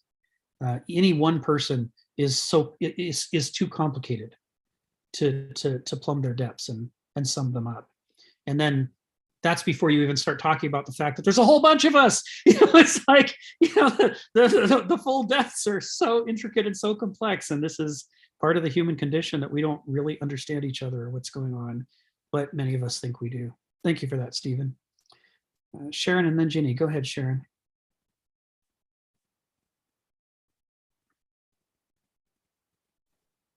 Okay, so I'd like you to comment on this, Rick, because I thought Phil talked about the divine nature and Stephen just talked about morality. And I see Kenneth Smith in this paragraph. That's how I interpreted the combination of both those comments. And the paragraph reads, it says, as Nietzsche grasped, the premier accomplishment of human culture lay in achieving stability, predictability, the self-regularity that made legal, political, and order feasible. And then I'm going to skip the sentences because the one that I think is relevant here, he says, the Greeks esteem the pronoia, or far-sighted providence, the divine fire that Prometheus, forethought, endowed upon man. And if you could expound on pronoia, and it was the premier accomplishment of Greek culture that for the first time in history grasped the contralateral significance of culture as the metaphysical war against the volatile natural condition of man, not towards morality, Apollonian forces of intellect versus the Dionysian forces of life. Yeah, So I thought that was a combination of those two comments. Was I right about that? that's right. That's right. This is all over that. You're right. Yeah. That this is, when we look at classical Greek culture, we've remarked before about the fact that what we take to be a single thing is actually a thing in transition. It's transitioning from a Dionysian mythos culture to an Apollonian logos culture. And part of what it's doing is trying to make political order and legal order feasible by regularizing itself through its laws and its customs, through its ceremonies and traditions, through its calendar of events like the Olympian Games. It's trying to tame when he says the Dionysian forces of life, what he's implying there is that from an Apollonian perspective, from a Noetic perspective, a culture that lives according to Gnosis, immersion in life and sensitive to it and responding quickly to it, can seem like chaos. You don't know what it's going to do next, right? What is it going to smell or hear or taste? What is it going to discover that's going to make it change directions? It's difficult to rule something that is fully alive and sensitive to the world around it and adapting. And so, the Greeks were abstracting themselves and making themselves artificial in order to make themselves more systematic and predictable. This is why it goes hand in hand with why they were shifting to a logos culture, why they were becoming so Apollonian, is because the more they did that, the easier it was seemingly to control the course of their history. Remember, this was a people that was obsessed with not recreating the Trojan War again.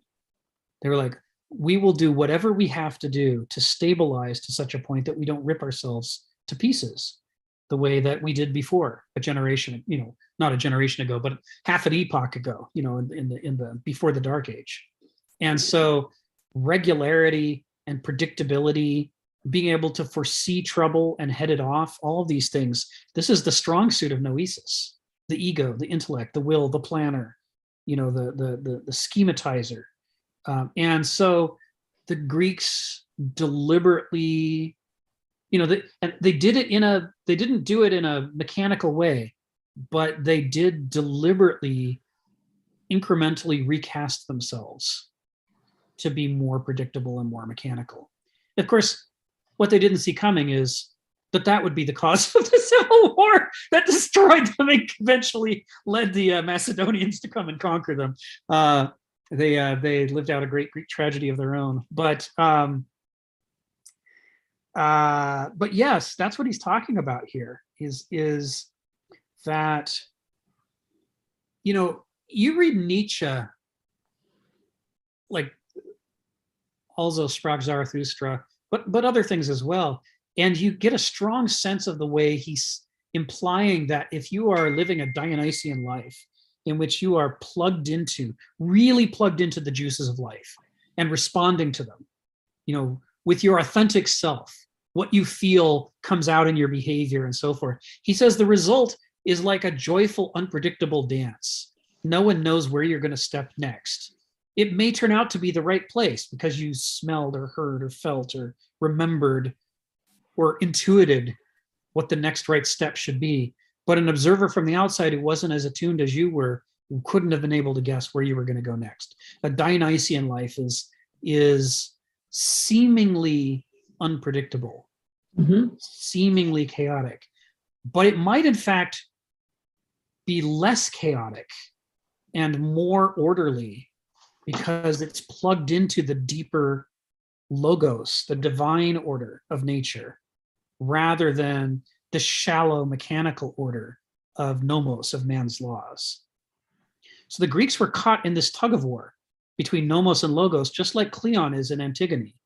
And like Cleon, they were trying to lay down the law and make things, organized and systematic and predictable, with the belief that then they could head things off. But in doing so, they increasingly lost touch with the deeper laws underneath that were boiling away. And ultimately, that was what led to the conflict between Sparta and Athens, which in turn opened up all the subsequent conflicts in Thebes and Corinth and everybody else getting roped into this great disagreement. One way to, let me give an example.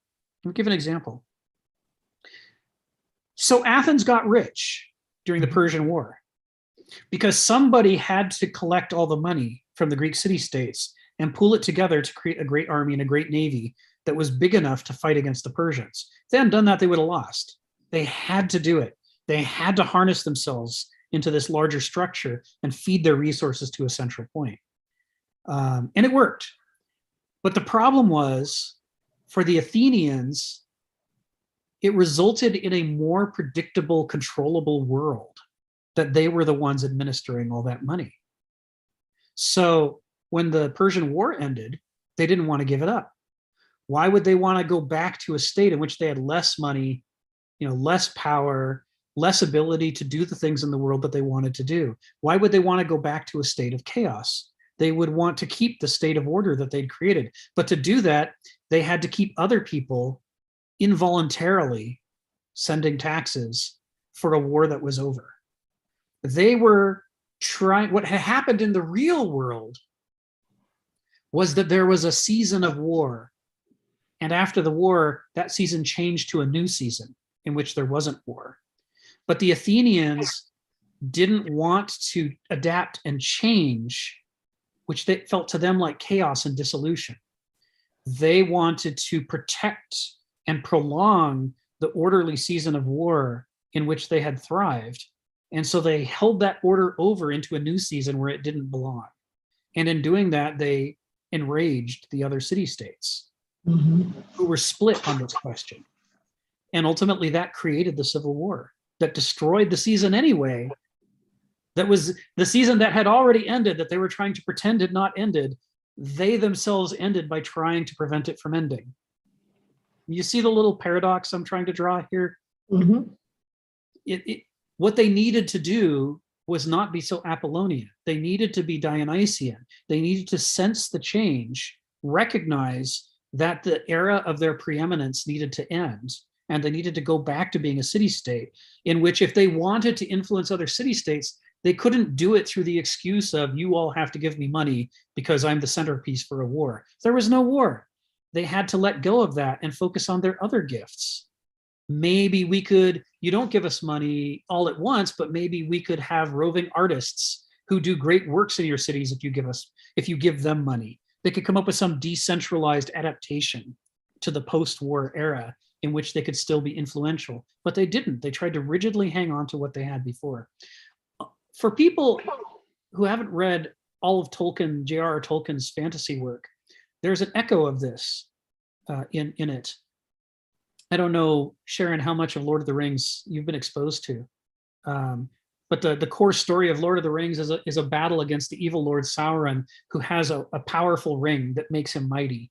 And that ring he forged so that he would capture all of the other races to whom he had previously given magic rings that made them powerful, but his magic ring gave him power over them and their rings. So he harnessed them all into this large structure and then tried to, retain power. And a war is fought long before Lord of the Rings, in which the ring is cut off of Sauron's finger and it liberates everybody, and everyone thinks that Sauron's dead, and it's been like thousands of years now, but things are rising again. Sauron is looking for his ring and trying to regain it, and if he can, he's going to regain power. And so during this era, different people who haven't talked to each other in ages are trying to pull themselves together and unite to stop Sauron from regaining the power he once had. You can be sure the Spartans, without ever having read Lord of the Rings, were thinking about this sort of a dynamic when they put together a league to oppose the Athenians and say, we can't be sending you tax money anymore because the war is over. We need a different world in which you're not at the center of everything. Tolkien was a classicist. He'd read his Greeks. He'd read the Peloponnesian War. He knew this stuff. And he was picking up on all of that when he created the image of an evil lord who didn't want to give up power and wanted everybody subservient to him. When you read Thucydides' Peloponnesian War, you know, Thucydides is an Athenian, or he's part of the Athenian League. And it's fascinating to read the way he doesn't really make any apologies to try to defend what the Athenians had done. He makes it clear that he'll tell you what the Athenian arguments were. He'll actually put them in the mouths of Athenian generals and spokesmen and diplomats. But he does the same thing with the Spartans. What are their arguments? Why do they think Athens is wrong? He doesn't allow himself to become a PR spokesman for the league that he's a part of, but instead he makes it crystal clear that the nature of the conflict is in fact that Athens wouldn't give up their power when the war ended and wanted to keep it going. So I don't know if I've answered your question there or not, but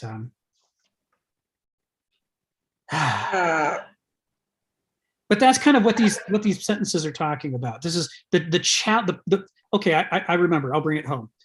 The challenge is that the Athenians became so Apollonian that they created the very conflict that they were afraid of in the Dionysian cultures that preceded them.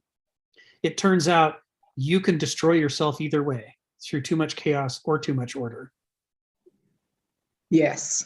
Order can create chaos through its very order. And the Greeks did that. But conversely, the thing that's harder to understand, but that the Greeks at different times did understand, is that what order calls chaos, the Dionysian life, the life sensitive to the world around you, it only looks like chaos.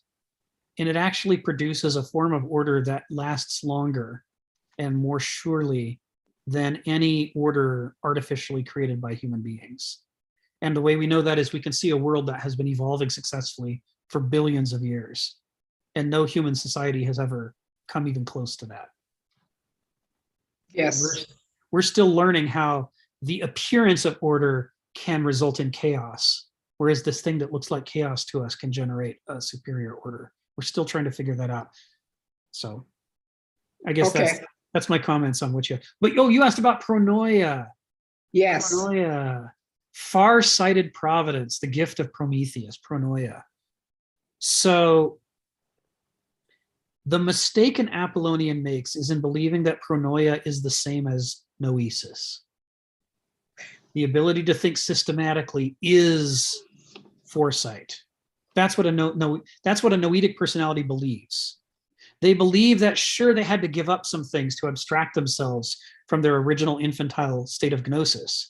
But in return, they think they are seeing the world the way it actually is, and that's allowing them to have pronoia, right? That they gain this farsightedness.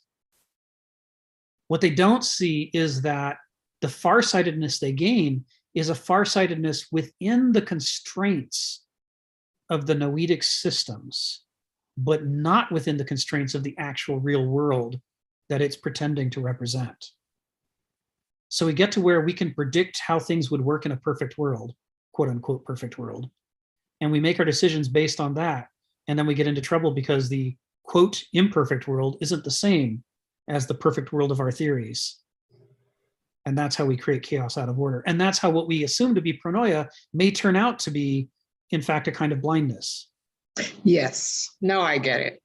Okay. There's a tragedy to the Banausos in that he's doing all these things to himself and the world in an attempt to achieve this important state that would be so valuable.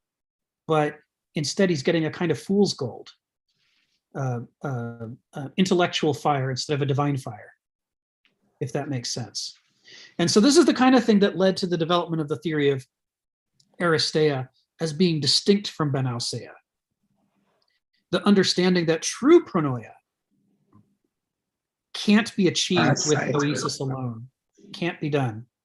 You have to bring gnosis and noesis together in order to truly achieve pronoia. Most of the time when Kenneth Smith talks about pronoia, he's talking about that Vernunft, that Hegel talks about, where you are judiciously bringing together noesis and gnosis in a way that actually lets you escape the confines of noesis and retain your grasp on the real world. So without that, there's no pronoia. There's only the illusion of pronoia. There's only ideology.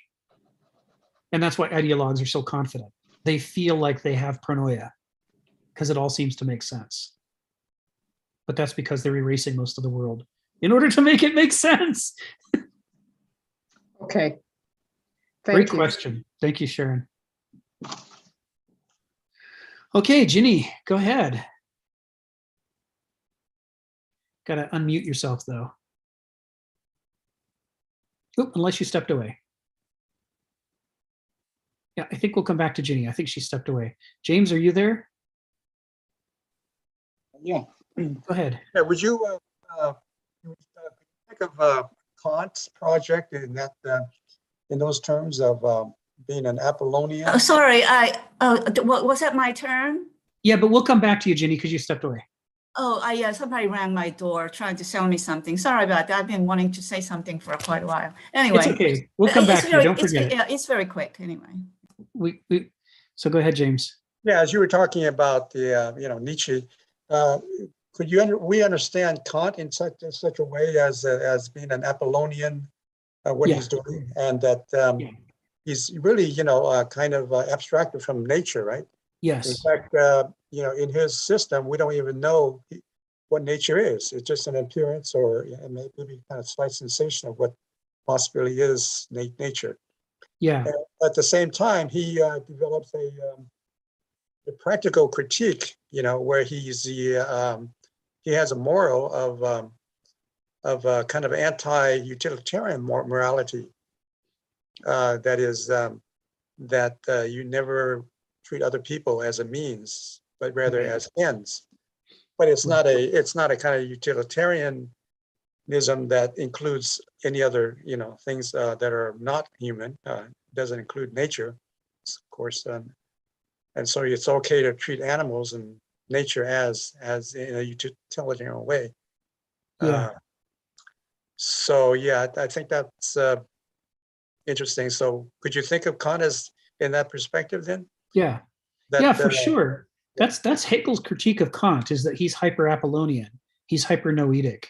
And Hegel saw his own philosophy as a response to Kant, an attempt to bring gnosis back into the picture. So it's not all noesis. And as you point out, there are moments in Kant where he allows a faint glimmer of gnosis to shine into the great system that he's built. And he talks about some of the problems that it causes if you take into account, the rights of people, or, traditional morality, the categorical imperatives. He's wrestling around the problem that he can't seem to quite purify his noetic system, but he wants to. He's got this drive in him, which is natural to anybody who really embraces noesis. He's got this drive to try to explain everything in terms of noesis alone. And that's a hyper-Apollonian drive. The same thing was happening in classical Greece. I cited a moment ago Socrates talking about doing justice to the rights of the question, but this is the same guy saying the unexamined life is not worth living for a person. The idea that everything needs to be examined and justify itself is also a hyper-Apollonian project. That's what Kant's doing in his philosophy, is following the guidance of people like Socrates and Plato and Aristotle in thinking that he needs to create a great system. He needs to examine everything and describe a great system that he believes is a perfect reflection of reality and of how we should think and how morality should work.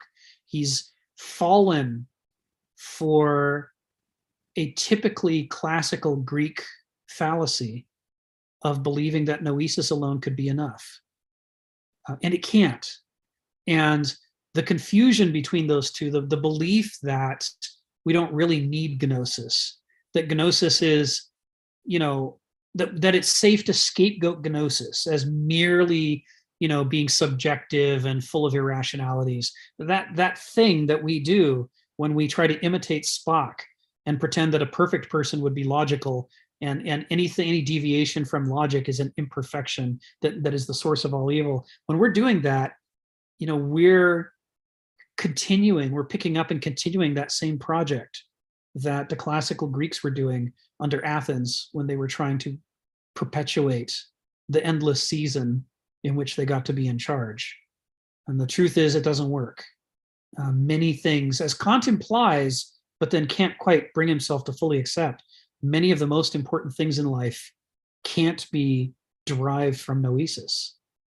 Noesis is a very specific kind of thinking, and it leaves a great deal behind. We have to have that Dionysian gnosis side in order to keep our tendrils out into the world and be sensitive and be experiential enough to be willing and eager to change our minds in response to what's actually going on in the world, and not just according to our ideologies and belief systems.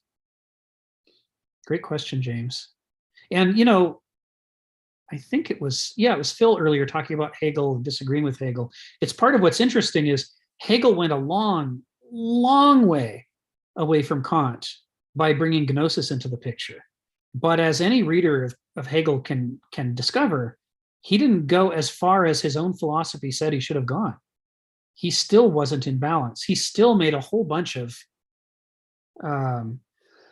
ethnocentric, hypernoetic proclamations that wouldn't hold up to scrutiny according to his own philosophy.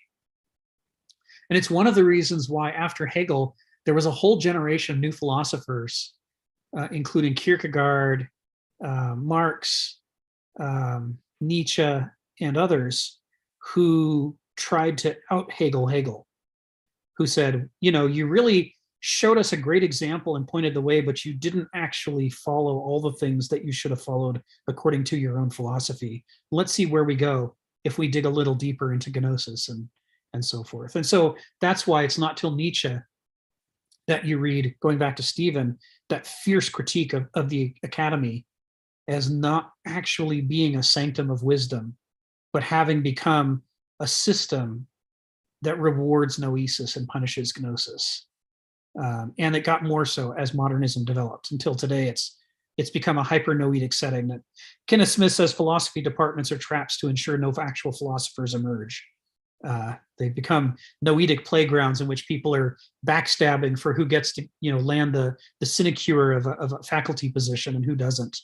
And in order to do that, by the time you've gone through that process, your gnosis has been stamped out of you, and you've become hyper Apollonian, hyper noetic. Okay, go ahead, Ginny. What I wanted to say is I did the play Antigone over 45 years ago, and I don't recall any discussion anywhere about Antigone, and you guys, we are discussing that play, and it just makes me feel like, makes my heart pitter patter a little bit. It's like, oh my God, this is it's my group. It's a group that I belong to be participating. We're your people, Ginny. I know, you guys are just awesome. That's all I wanted to say. Not much, Who'd you play in Antigone? Eurydice. Nice. Yeah, I did, and in fact, the critic talked about me in a review and blah blah blah. Aww. But it's that college theatrical life that tells you to go to New York and pursue it. Yeah. I did a play called Blood Wedding, Garcia Lorca's play. I don't know if you know that play. Have you heard of that play? No, Garcia Lorca. Okay. And in the review, the critic said, go see that play to see Ginny perform in the play. That's what basically said. So that's the play that said, okay, I got to go to New York. Nice. But yeah, the Antigone, it has the soft spot in my heart for it as of all the Greek plays, because yeah, it's Well, see, now I need to reread Antigone, and I'm going to hear your voice whenever I'm reading these lines. yeah.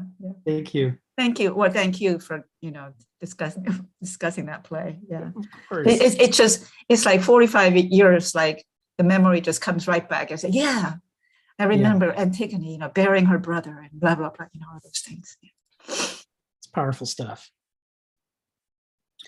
Yeah, it's part of the role that the Greeks saw Aristoi having was to try to translate divine law and the hazards of the human condition into terms that everybody could understand, even a doulos urbanousos could understand it, to try to not have douloi be their lowest common denominator where they're really easy to manipulate, but their kind of highest, the greatest multiple, where they are the best a doulos could be, and thus they could live a reasonably doulic life and yet still be tough to manipulate and use against society.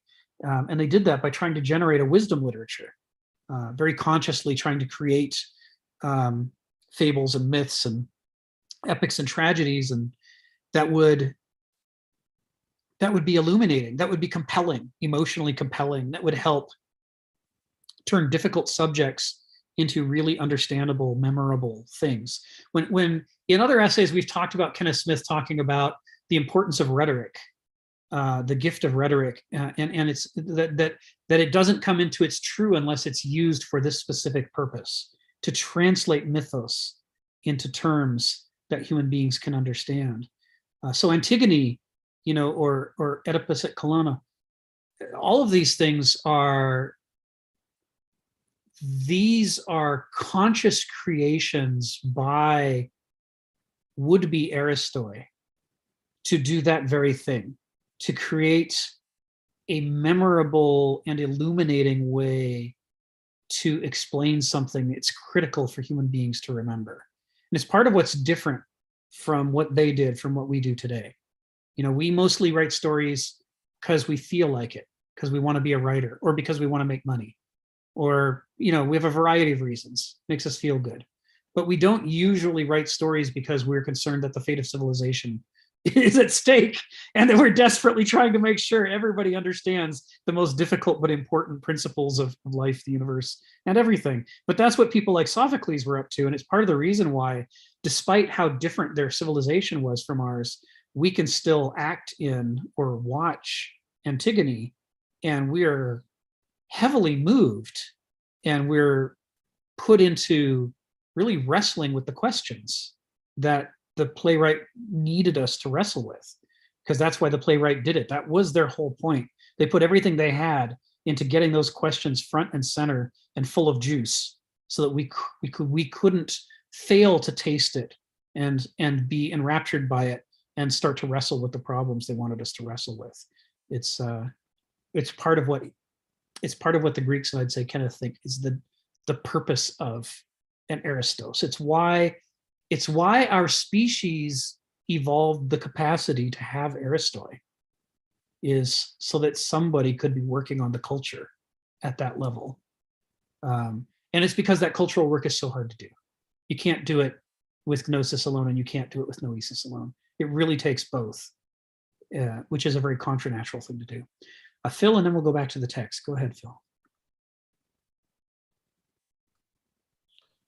Yeah, Rick, even though I don't have long hair, it's going to show that I'm also a girly man. I'll explain why. I loved Antigone. I mean, I literally fell in love with her. Yeah, when I read that play a long time ago. But there's another goddess that I am sort of mystified is not underscored more, and that's Artemis. Mm-hmm, mm-hmm. I mean, it's interesting because, of course, Heraclitus honor her. Mm-hmm. Okay, so that's good. But both Nietzsche and Heidegger, who are very sensitive to the arts, kind of mentioned her in passing and not put her as a central figure. But in fact, Artemis was the goddess who was the goddess of the hunt and the muse of the arts. And she was actually the mediator between Dionysus and Apollo. I often wonder why Artemis gave her knowledge, her finding, to Apollo. Did she not know that it would become, how to say, logically put together and destroy the mysteries that is within nature? I mean, like, it's just very, very interesting because, like, and why was there not a great playwright like Sophocles that wrote a play about Artemis? Things might have been different because she actually was the one that kept the equivocation of the seen and the non-seen in play, and which is like what the artist sort of picked out and understood. Well, I would say the good artists. I don't mean the illustrators. and so therefore, in a sense, and I don't know whether after she gave her knowledge to her, I guess, older brother, that perhaps it was already too late for the culture to backpedal back to the origins of knowledge itself.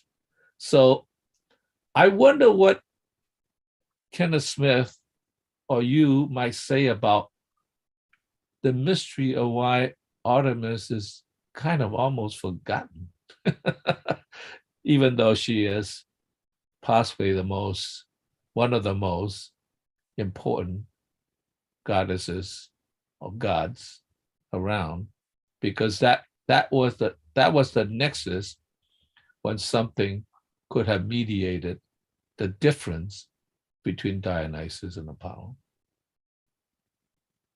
Could you say something about that? Sure. Thank you, Phil. So you have to remember that Apollo and Artemis are twins. They were basically born at the same time from the same mother on the same island. Although Apollo is often equated with the sun, we know that's sort of a Roman and modern thing. Really, Helios was the titan of the sun, and Apollo was about light and enlightenment.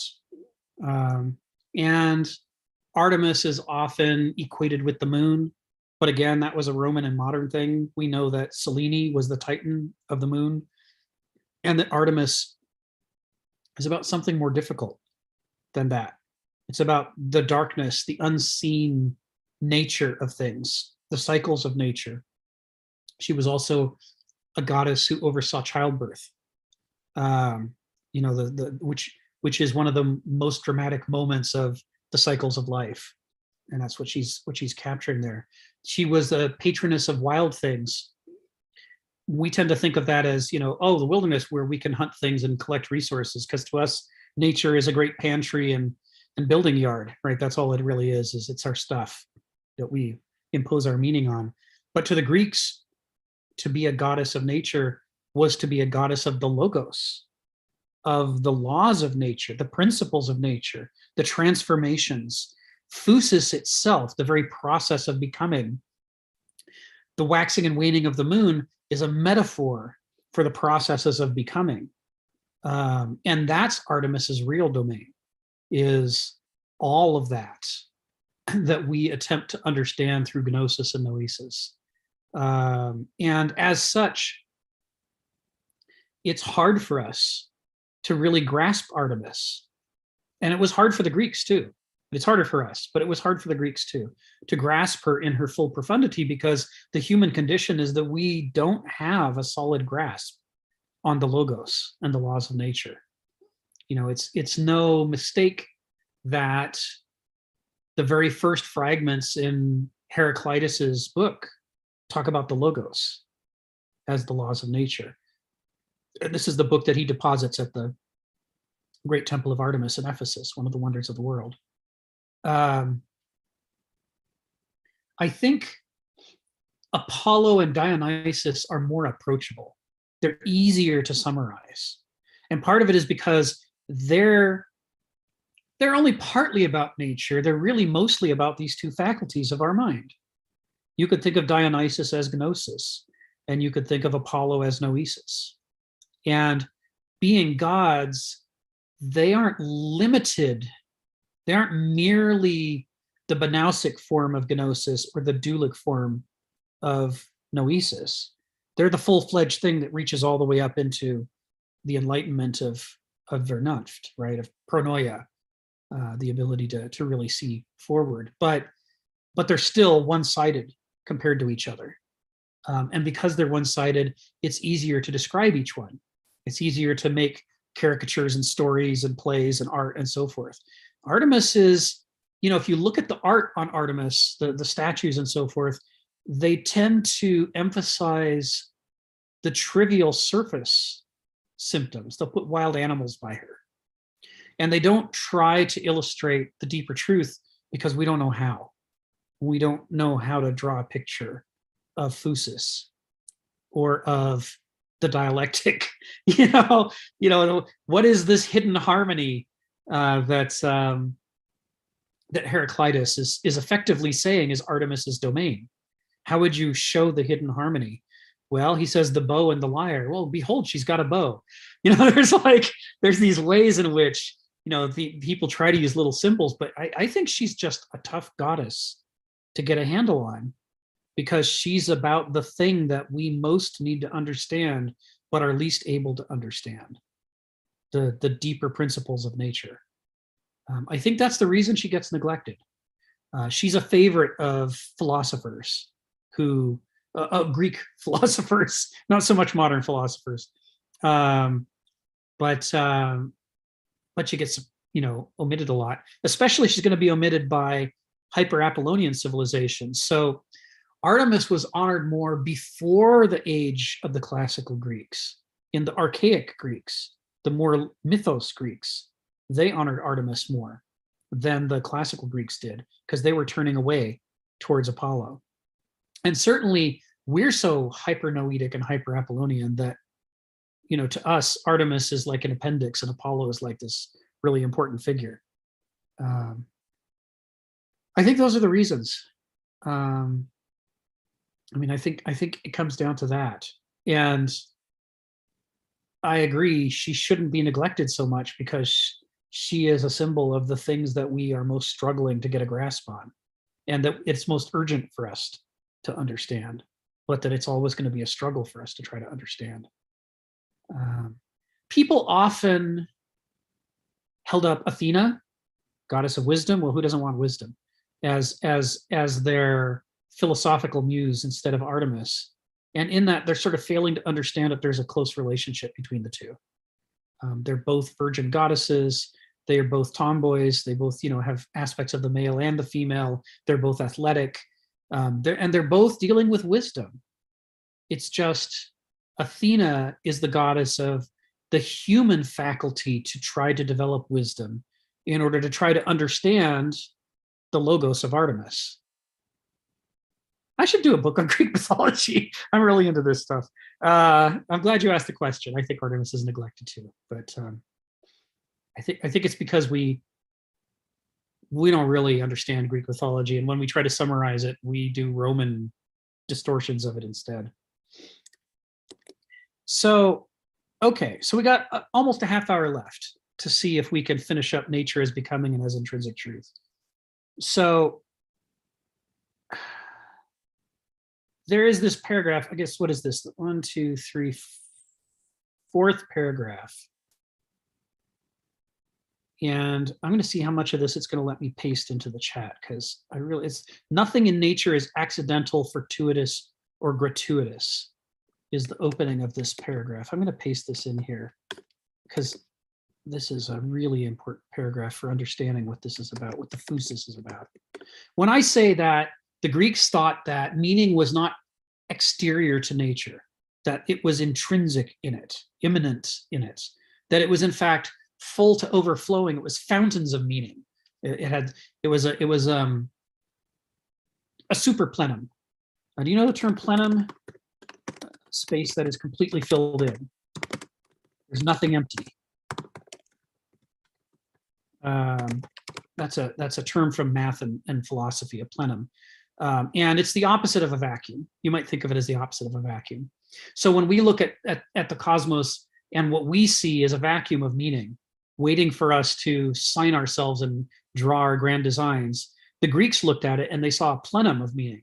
It was full. There was nothing in nature that wasn't meaningful. And because nature is so profound, it's constantly generating new order. That means it's got the seeds of future order even in the present, which means it has more meaning than just being full. It's like a super plenum. It transcends being a plenum. It's got not only enough meaning for now, but it's carrying over the meaning of the past, and it's also generating meaning for the future, all right now. It's a superposition of layers of meaning. So that's what he means when he starts out saying nothing in nature is accidental, fortuitous, or gratuitous. This sentence is very, moderns basically can't take this sentence. This sentence can't possibly be true. We believe, we might say, well, there's causality, but we don't think causality is meaningful. We just think it's mechanical. It's something we might be able to use, harness to our advantage. But the idea that it's meaningful, we can't grok. All things express and serve some kind of need or immediate imperative, even though the domain of natural needs has been vastly complicated by human language and culture. The principle of nature has not been refuted, but only extenuated by such developments. Let's go to the first part of that. All things express and serve some kind of need or immediate imperative. This goes hand in hand with the first thing that Sharon quoted earlier, the ad hominem, the ad hominem. We are among those all things that serve some kind of need or immediate imperative. You try to have a discussion with someone and you don't know what they need or what they are driven to do, then you don't even know why this conversation is happening. You don't know what they mean by anything that they're saying, right? If you try to abstractly interpret a sentence that somebody tells you, you're going to draw a very different conclusion than if you know why they said it and what they're really angling for. Like maybe they want your vote, or maybe they want you to buy a product, or maybe they want to eliminate your religion and convert you to their religion. Maybe they have a genocidal impulse, but the first word they say might sound reasonable.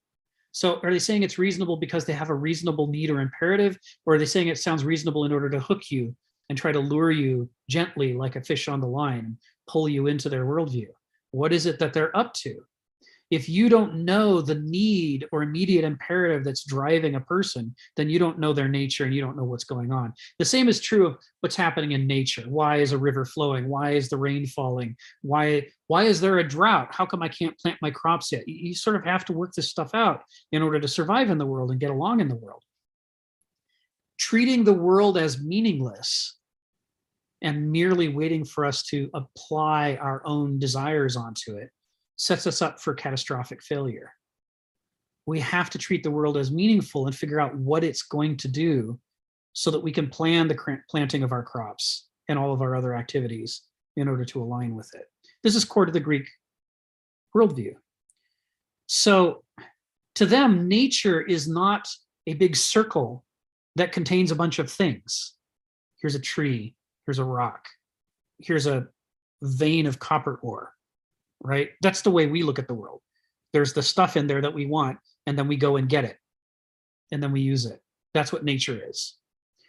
But to them, nature is the motive impulse that drives every act. Nature is not the things.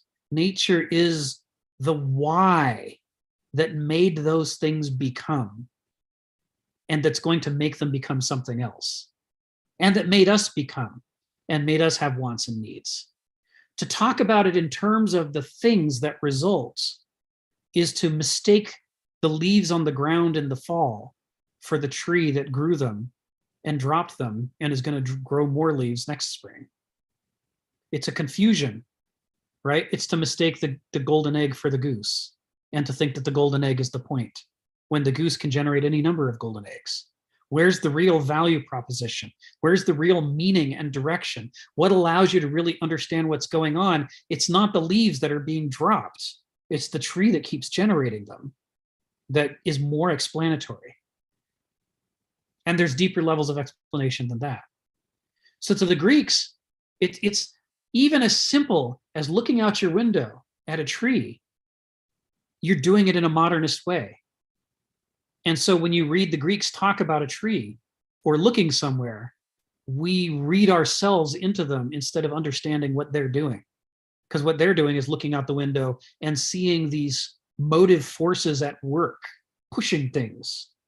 It's a realm of dynamism and energy and transformation, from which the things that we like are just the golden eggs that are being dropped all over the place as side effects, or as part of the process. He says, nature is the fuel of potentiality. The fuel of potentiality, which in being actualized, erupts into flame.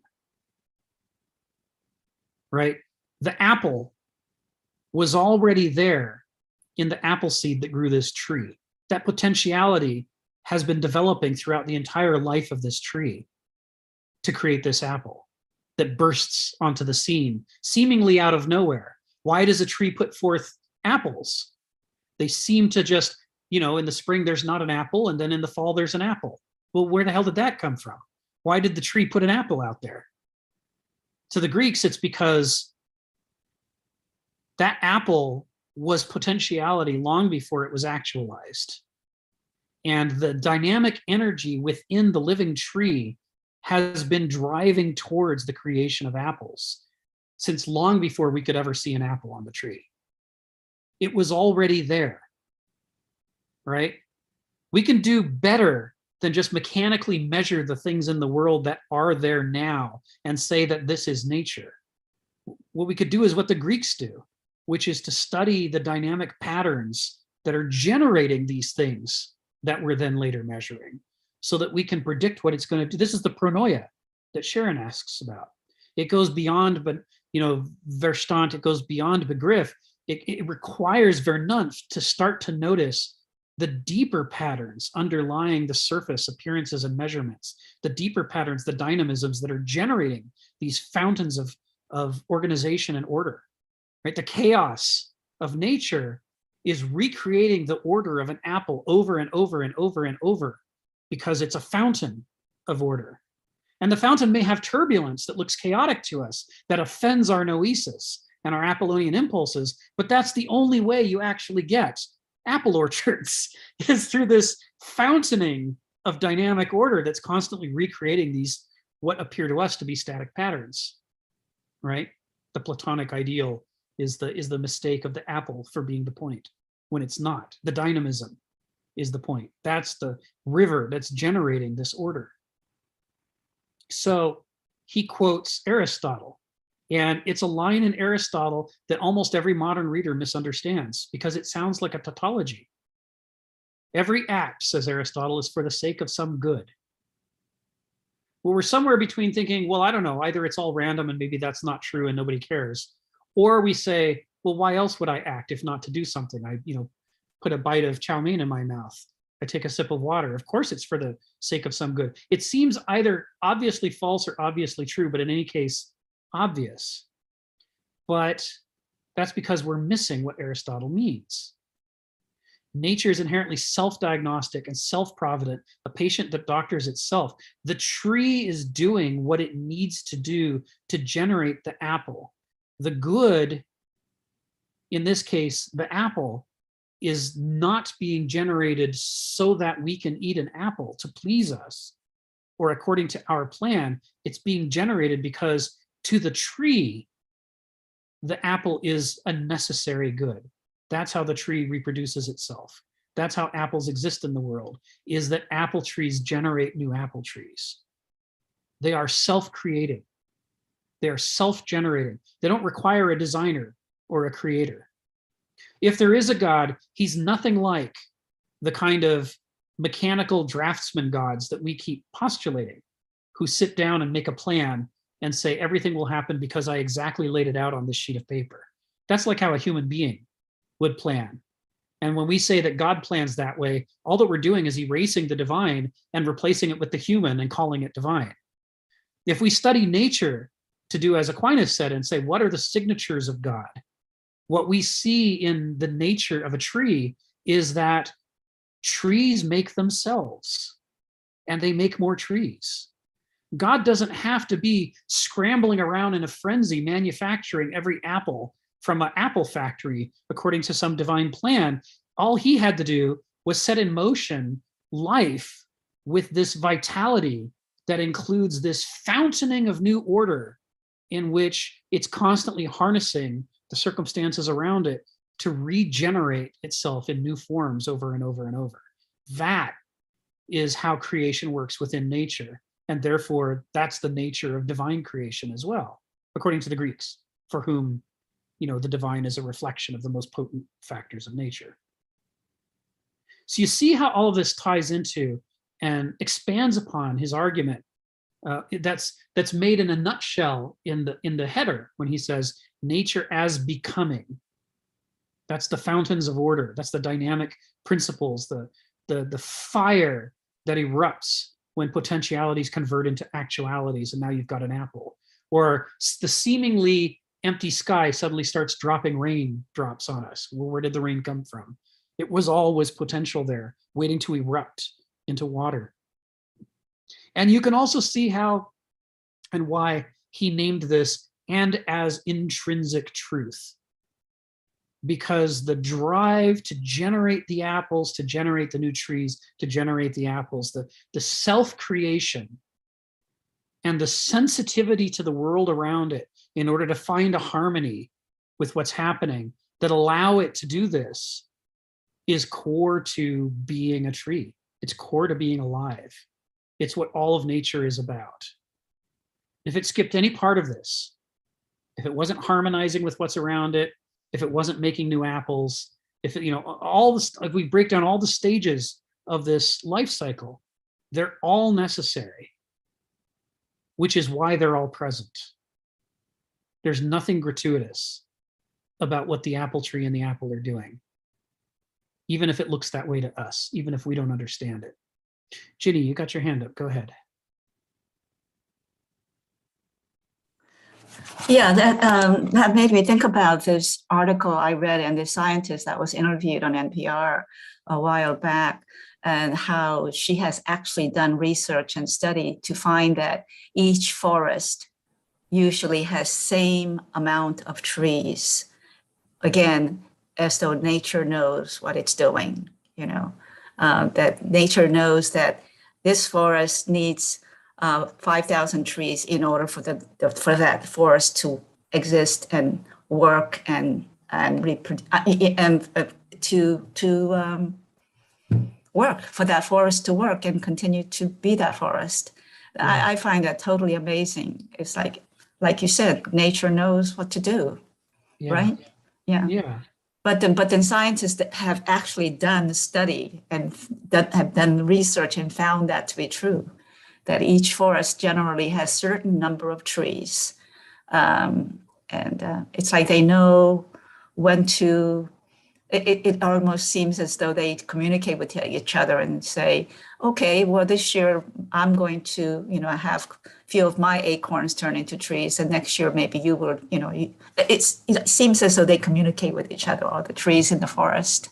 Yeah, which they do, right? Through that mycorrhizal network that the fungi lay down, and it connects the roots of all the plants. They're all sensing, where is it dry, where is it moist, where are there enough nutrients, where are there not enough nutrients, and they're adapting and adjusting in order to, this is the kind of knowledge that makes incredible works of organic order possible, but that we neglect, that we don't teach people to do very well, which is to really be using your eyes and your ears and your fingers and your nose and everything to really sense what's going on, and to be constantly adjusting your plans a little bit, you know, in order to make things work better. If a tree falls down, there's new light where that tree lived, and it creates an opportunity for more photosynthesis right there. And different kind of plants can move in at different stages of development. Same is true for water. Some places are too wet for most trees, but a willow or an alder could go there because their roots are able to handle all that water, and they can colonize the area, and they can build up, you know, with their root systems and the moss and the ferns that grow atop them, they can build up more soil, create a bank along a river that now some other tree that can't tolerate wet roots can move into. There's this succession that happens, and it's all happening because they're constantly feeling and constantly adjusting. And they can do that like the evolution of species. They can do that where they converge upon ideal solutions without anybody ever having sitting down at a drafting board and tried to calculate what the correct solution is, right? Because if they go off, they'll feel that and back off. But if there's room to do more, they'll feel that too, and they'll do more. It all has to do with remaining in touch and responding responsively. The societies and cultures and civilizations that do that the best are the ones that last. And the ones that abstract themselves from that and become more abstract and just slam out the same patterns everywhere they go, those are the societies that fall apart because they're not paying attention to the constantly shifting circumstances around them. And that's why without a single neuron, a forest can do incredibly intelligent things. Or like we talked about before, a slime mold can solve a maze without a neuron to be found anywhere. They get the network effect without neurons. The network effect is the thing that actually makes it go, that makes it powerful, that makes it smart. And what makes our nervous system great is not that it's a nervous system at all, but just that it's a network effect, that it is a network of cells that are paying attention to each other and paying attention to the world. Could be done with amoebas, could be done with trees and fungi, could be done any way that will generate that feedback loop and that wide-ranging sensitive network. And that tells us a lot. When we think about traditional solutions to government, when we look at the, you know, Stephen talks about politics from time to time, this is the place where the rubber hits the road on that discussion. When people are, you know, have a fiendish, deep committed allegiance to one political party, they're aligning themselves to a human structure and not to sensitively paying attention to the world. There's an aspect in which people become polemical, they become partisans, and they want their side to win. And they become so focused on whether their side wins that it'll be enough if the other side loses. And whenever they get so obsessed with the binary win-loss zero-sum game, that's energy that's not going into feeling, is there enough water? Where is there enough water? Where is there too much water? Where is there not enough water? Where is the soil good? Where is the soil not good? That kind of thing, none of our political parties are doing, which is not a good sign. But it's sort of, it points the way to a future politics that's more life-driven and that can make us more relevant and connected to the world so that we could make cultures that could last longer. It would just be very different from any kind of political party you see in the world today. Sharon, you got your hand up. Go ahead.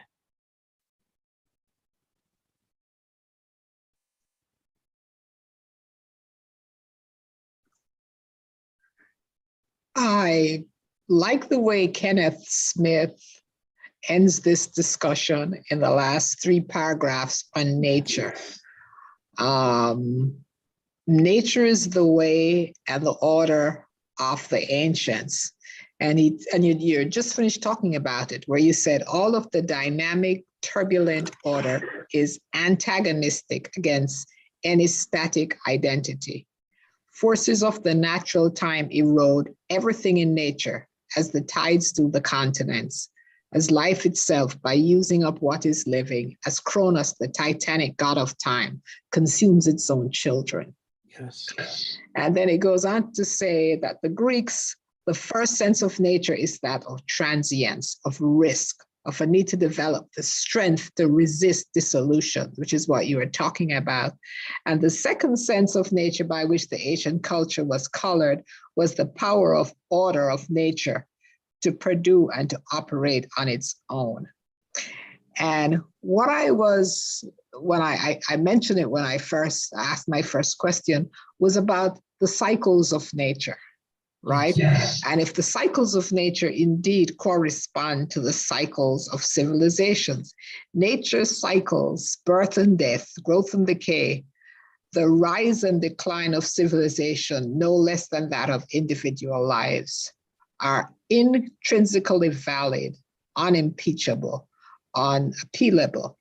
Ultimate. Nature's laws are not like that of proximate or humanly accessible laws that communities legislate, which are nothing if no one at all respects them. Yes. We found all of that pretty profound as we go through all the epochs and see that they actually change and some of them dissolve. And when we start out with an affiliation with nature, what the expectations are. Yeah.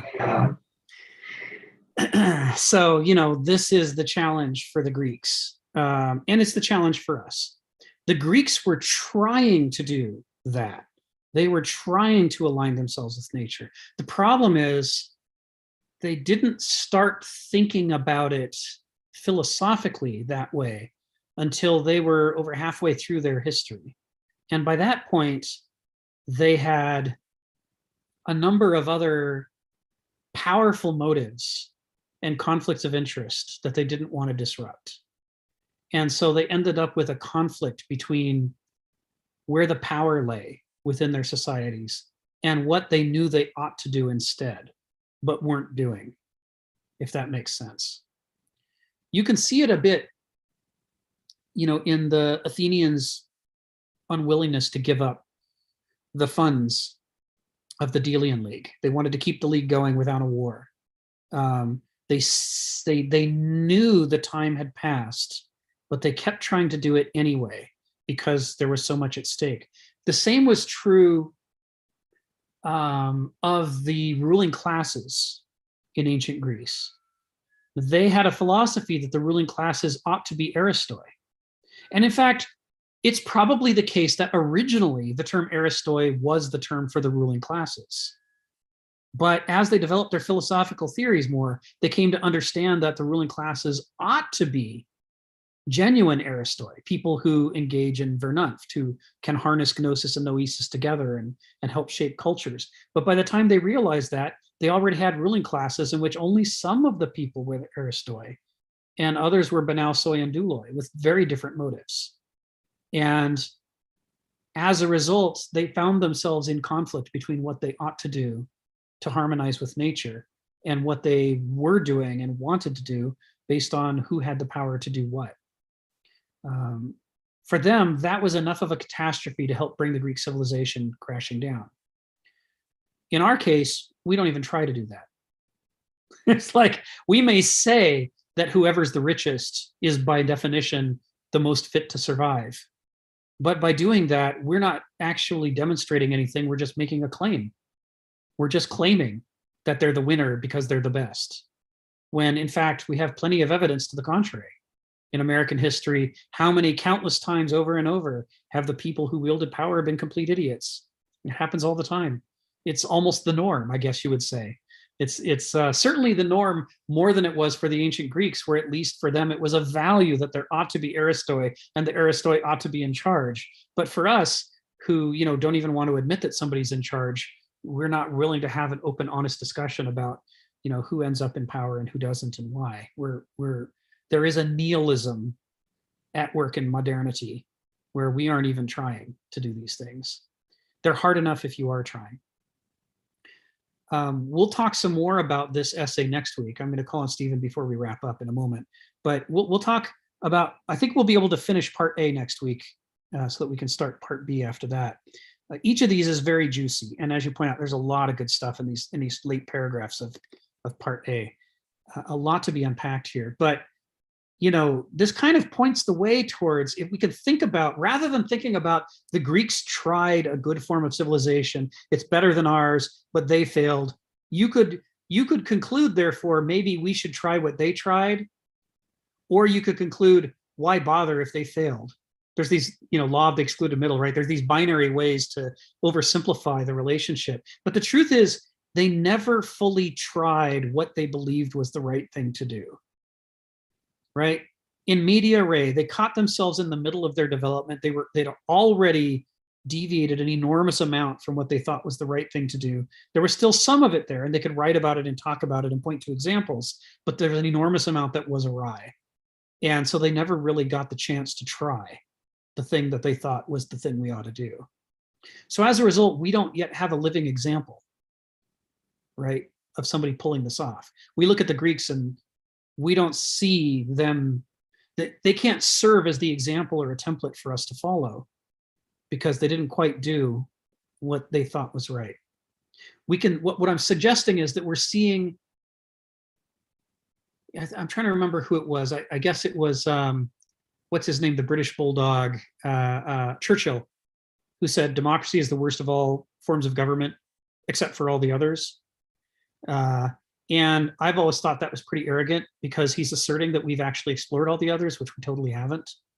And an example of that defect is right here, that the Greeks are pointing to a form of government that they themselves never tried, but that they were convinced would be better than the one they were actually doing. And we've never tried it either. Whatever it is, even though we can't quite see it, that would be one of those other forms of possible government that Churchill snidely dismisses. There's other things out there that could be more attuned to nature that we might try. But we couldn't do it by design because we have no master to copy. Stephen, you got your hand up and then we'll wrap up. Yeah, I was just, as to the tragedy of war, I'm just watching the course of the current politics around the current conflict, and we've been there before. Yes. So when the Russians invaded Afghanistan, the US decided, we'll arm any opponents of the Russians to the teeth. And so they gave Al-Qaeda weapons, they gave them facilities, they gave them training, they gave them money. And when the war was over, Al-Qaeda turned its skills on America, their supplier. Who could have foreseen this? The thing that the American troops said when they were coming up against Al-Qaeda guerrillas, they're fighting like us. They're not fighting like this normal foolish guerrillas we've ever come across. Mm-hmm. Okay, in the current conflict, I see supposedly ex-NATO generals getting on the news and screaming that the Ukrainians should be given any arms they want to stop this great evil, the Russians. And actually, as generals claiming we should send in NATO troops. And, there's a few problems there. This little story about there being Nazis in the Ukraine is sort of partially true. And I was thinking this general hasn't worked it out. You're sending in NATO troops to fight side by. They might wind up one day and they're waving at the Ukrainians next to them, but they just happen to be Nazis. We're on the same side. But the other thing is sending hordes of weapons there, like, the Javelin missile system. It's like I said to a guy was freaking out, the Russians are invading Ukraine. And I said, I posted this thing, there's this thing called the Javelin missile system. Very expensive, but they work very well. I will give the Ukrainians the entire free world's arsenal of javelins and NLAWs. And I'm thinking, what percentage of these are going to end up on the black market? What happens when all over the world, the terrorist arms market is selling these weapons at bargain rate prices? I mean, we might as well buy them back. They'll be cheaper than what we produce them for. Mm-hmm. What happens when every terrorist in the world that wants to knock off his government leaders, there goes a presidential travel aid going along. I've got a handy Javelin missile. How wonderful. Yeah. I'm just shocked. 30 years ago, there was more sensible commentary going on than there is now. And I can't believe that not only have the lessons of the past, have we failed to learn from the lessons of the past, we seem to have gotten worse. Yeah. Yeah. And that's typical of the late stages of an epoch. In fact, if we had no other way to know that we were in the late stages of modernity, that kind of decay in our ability to understand our own actions and the world we're living in, despite the fact that the world that we live in is more the product of our own actions than it ever was at any time in modernism.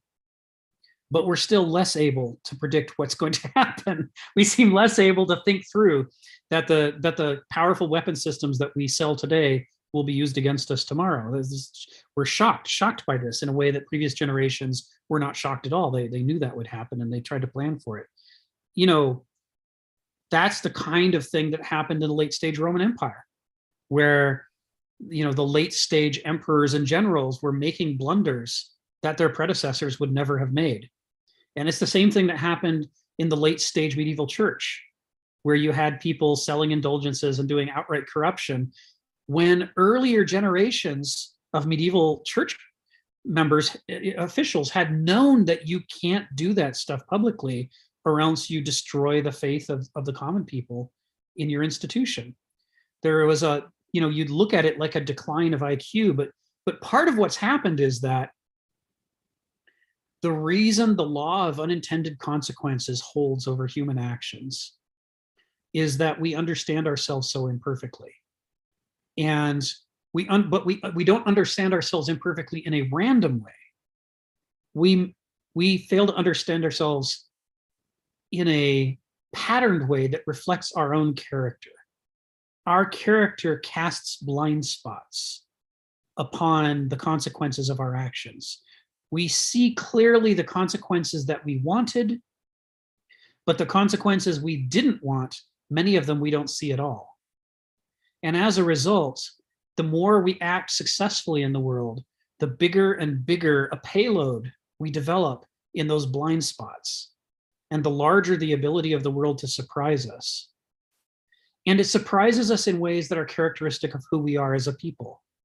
Other epochs, looking at the same actions, that if they could see our history and see our actions, they wouldn't overlook those consequences because they don't have those blind spots. They have different blind spots.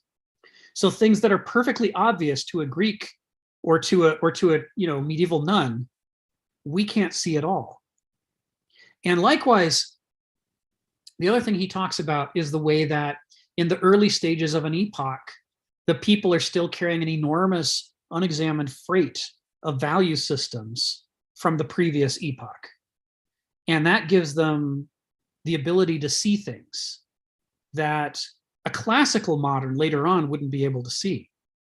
The more perfectly we get tuned into modernism generation by generation, the more our blind spots start to align.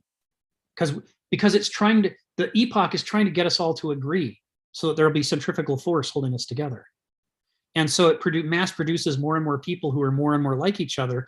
And that means they agree on more things, but it also means that they miss the same things.